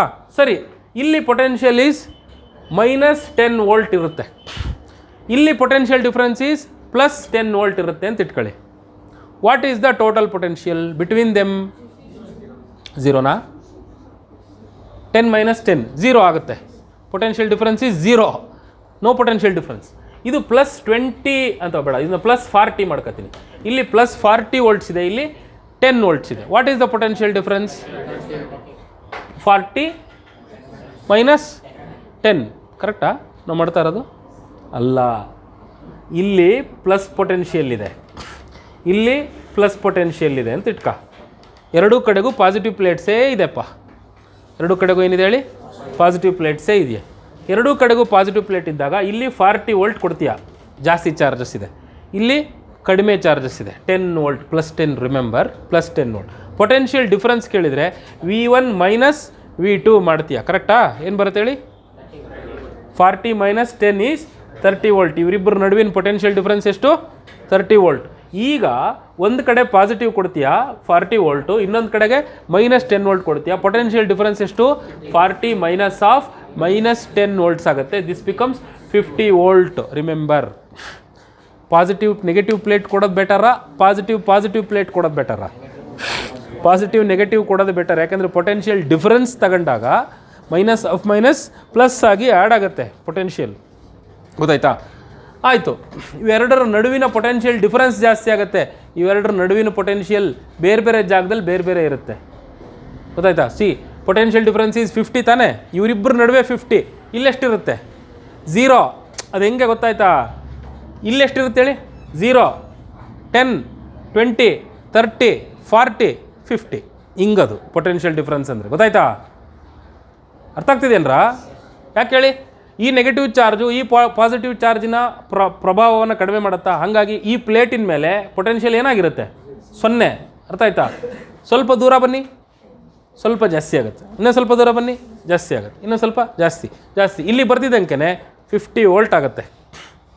Potential difference is 50 volts. ಈಗ ಇಂಥದ್ದೊಂದು ಪೊಟೆನ್ಷಿಯಲ್ ಡಿಫರೆನ್ಸ್ನಲ್ಲಿ, in such a potential difference, ಒಂದು ಎಲೆಕ್ಟ್ರಾನ್ನ ಬಿಟ್ಟರೆ ಸುರ್ರು ಅಂತ ಓಡೋಗುತ್ತೆ ತಾನೆ? ಓಡೋಗಲ್ವಾ? ಓಡೋಗುತ್ತೆ. ಓಡೋಗುವಾಗ ಅದು ಯಾರ ನಡುವೆ ಓಡೋಗ್ತಾ ಇದೆ? ಎರಡು ಪ್ಲೇಟ್ಗಳ ನಡುವೆ ಕ್ರಿಯೇಟ್ ಆದ ಪೊಟೆನ್ಷಿಯಲ್ ಡಿಫರೆನ್ಸ್ನಲ್ಲಿ ಓಡೋಗ್ತಾ ಇದೆ. ಹಾಗಿದ್ರೆ ಅದರ ಎನರ್ಜಿಯನ್ನು ಇನ್ಕ್ರೀಸ್ ಮಾಡಬೇಕು ಅಂದರೆ ಏನು ಮಾಡಬೇಕು? -10 ವೋಲ್ಟ್ ಇದ್ದಂಥ ಇದನ್ನು -30 ವೋಲ್ಟ್ ಮಾಡಿ. 40 -30 +70 ವೋಲ್ಟ್ ಆಯಿತು. So if you increase the potential difference, the speed of electron will also increase. Obviously ಜಾಸ್ತಿ ಫೀಲ್ಡು, ಜಾಸ್ತಿ ಫೋರ್ಸು, ಜಾಸ್ತಿ ಸ್ಪೀಡು. ಕರೆಕ್ಟಾ? ಸೊ ಹಾಗಿದ್ರೆ ಇಂಥ ಜಾಗಗಳಲ್ಲಿ ಓಡೋಗುವಂಥ kinetic energy of the electrons, kinetic energy of the charges, so that is energy E = VQ ಅಂತ ಬರಿಬೋದಲ್ಲ. ಪೊಟೆನ್ಷಿಯಲ್ ಡಿಫರೆನ್ಸ್ ಎಷ್ಟು ಅಪ್ಲೈ ಮಾಡಿದೆಯಾ? V. ಓಡೋಗ್ತಿರೋ ಚಾರ್ಜಿನ ವ್ಯಾಲ್ಯೂ ಎಷ್ಟು? Q. ಎಲೆಕ್ಟ್ರಾನ್ ಆಗಿದ್ದರೆ ಅದು VE. ಕರೆಕ್ಟಾ? Suppose if that charge is electron, EV. ಕರೆಕ್ಟಾ? ಕರೆಕ್ಟ್ ತಾನೆ? Then what is 1 EV energy? 1 EV energy ಅಂದರೆ ಏನು? Very simple. 1 volt potential difference ಇಡ್ರಪ್ಪ. ಎಷ್ಟಿಡಬೇಕು? 1 ವೋಲ್ಟ್ ಇಡಿ. 1 ವೋಲ್ಟ್ನಲ್ಲಿ ಒಂದು ಎಲೆಕ್ಟ್ರಾನ್ನ ಬಿಡಿ, ಮೆಲ್ಲಗೆ ಹೋಗುತ್ತೆ. ಸರಿ ತಾನೆ? ಆ 1 ವೋಲ್ಟಲ್ಲಿ ಎಲೆಕ್ಟ್ರಾನ್ಗೆ ಬರುವ ಎನರ್ಜಿಯನ್ನು 1 EV ಎನರ್ಜಿ ಅಂತ ಕರಿತೀವಿ. 10 EV ಎಲೆಕ್ಟ್ರಾನ್ ಇದೆ ನನ್ನ ಹತ್ರ ಅಂದರೆ ಮೀನಿಂಗ್ ಏನು? 10 ವೋಲ್ಟ್ನಲ್ಲಿ ಡಿಫರೆನ್ಸ್ನಲ್ಲಿ ಒಂದು ಎಲೆಕ್ಟ್ರಾನ್ ಯಾವ ಸ್ಪೀಡಲ್ಲಿ ಹೋಗ್ತಿತ್ತೋ ಅಷ್ಟು ಎನರ್ಜಿ ಇದೆ ಅಂತ ಅರ್ಥ. 10 EV ಎಲೆಕ್ಟ್ರಾನ್ ಅಂದರೆ ಅರ್ಥ ಆಯ್ತಾ ಇವಾಗ? ಅರ್ಥ ಆಗುತ್ತಾ? Very simple. Okay, 100 EV energy ಅಂತ ಬಳ್ತಾನೆ. ಒಂದು ಫೋಟಾನ್ ಆಫ್ 100 EV ಎನರ್ಜಿ ಹಂಗಂದ್ರೆ ಅರ್ಥ ಏನು? ಒಂದು ಎಲೆಕ್ಟ್ರಾನಿಗೆ 100 ವೋಲ್ಟ್ಸಲ್ಲಿ ಯಾವ ಕೈನೆಟಿಕ್ ಎನರ್ಜಿ ಇರುತ್ತೋ ಅಷ್ಟು ಎನರ್ಜಿ ಅಂತ. ಅರ್ಥ ಆಯ್ತಾ? EV ಅಂದರೆ ಗೊತ್ತಾಯ್ತಾ? ಅರ್ಥ ಆಯ್ತಲ್ಲ? ಎಸ್. ಇವಾಗ ಅವ್ನು ಕೇಳಿರೋ ಪ್ರಶ್ನೆ ಏನು? ಆಲ್ಫಾ ಪಾರ್ಟಿಕಲ್ಲು 30 ವೋಲ್ಟಲ್ಲಿ ಓಡಾಡ್ತಾ ಇದೆ ಅಂತಾನೆ. ಎಲೆಕ್ಟ್ರಾನ್ ಅಲ್ಲ, ಆಲ್ಫಾ ಪಾರ್ಟಿಕಲ್. ಹಾಗಿದ್ರೆ ಅದರ ಏನು ಬೇಕಂತೆ? What he wants? ಎನರ್ಜಿ ಬೇಕು. So energy of the alpha particle is VQ-ನಾ? 3 ವೋಲ್ಟಾ 30 ವೋಲ್ಟಾ? 3 ವೋಲ್ಟಾ? ಹಾಂ, ಓಕೆ. 3 ವೋಲ್ಟಿನಲ್ಲಿ ಆಲ್ಫಾ ಪಾರ್ಟಿಕಲ್ ಮೇಲೆ ಎಷ್ಟು ಚಾರ್ಜಸ್ ಇರುತ್ತೆ? 2 ಪ್ರೋಟಾನ್ ಇರುತ್ತೆ. So it becomes 2E, right? 6E, 6 into 1.6 into 10⁻⁻19. ಎಷ್ಟಾಯಿತು? 16 96, 9.6 ಇಂಟು 10⁻. ಇಷ್ಟೇ ಬಿಟ್ಟಿದ್ದಾರಾ? This is the answer. ಅರ್ಥ ಆಯ್ತೇನಮ್ಮ? ಸೊ ಇದನ್ನು ಕರೆಕ್ಟಾಗಿ ತಿಳ್ಕೊಳ್ಳಿ. What you mean by energy of electrons, energy of atoms, ಅದನ್ನು EVಗಳಲ್ಲಿ ಯಾಕೆ ಬರೀತಾರೆ? ಅರ್ಥ ಆಯ್ತಾ ಈಗ? ಯಾಕೆಂದರೆ ಆಟಮ್ಗಳನ್ನ, ಎಲೆಕ್ಟ್ರಾನ್ಗಳನ್ನ ಓಡಿಸ್ಬೇಕು, ಫಾಸ್ಟಾಗಿ ಬರೋಂಗೆ ಮಾಡಬೇಕು, ಸ್ಲೋ ಹೋಗೋಂಗೆ ಬರೋಂಗೆ ಮಾಡಬೇಕು ಅಂದರೆ ಪ್ಲೇಟ್ ಇಡಬೇಕಲ್ಲಿ, ವೋಲ್ಟೇಜ್ ಅಪ್ಲೈ ಮಾಡಬೇಕು. ಆ ವೋಲ್ಟೇಜ್ನಲ್ಲಿ ಎಲೆಕ್ಟ್ರಾನ್ ಯಾವ್ಯಾವ ಸ್ಪೀಡಲ್ಲಿ ಬರ್ತಿದೆ ಅಂತ ನೋಡಬೇಕು. ಅದೇ ಎನರ್ಜಿನೇ ಹೇಳ್ಬಿಟ್ಟಿದ್ದೀವಿ ನಾವು. 1 KeV ಅಂದ್ರೇನು? 1000 ಎಲೆಕ್ಟ್ರಾನ್ ವೋಲ್ಟ್ಸ್ ಅಂತ. 1000 ವೋಲ್ಟ್ ಇಟ್ಟರೆ ಏನು ರಮ್ಮಂತ ಬರುತ್ತೆ ಎಲೆಕ್ಟ್ರಾನು, ಅಷ್ಟು ಎನರ್ಜಿ ಅಂತ. ಗೊತ್ತಾಯ್ತಾ? Yes, that is one way of convenient way of understanding smaller energies. ಯಾಕೆಂದರೆ ಅವು ಭಾಳ ಕಡಿಮೆ ಎನರ್ಜಿ. 1 EV ಅಂದರೆ ಎಷ್ಟು? 1.6 into 10⁻⁻19 joule. 10⁻⁻19 joule, very small energy. So ಹಾಗಾಗಿ ನಾವು ಅದನ್ನು ಆ ರೀತಿಯಲ್ಲಿ ಅರ್ಥ ಮಾಡ್ಕೋತಿದ್ದೀವಿ ಅಷ್ಟೇ. Okay, S.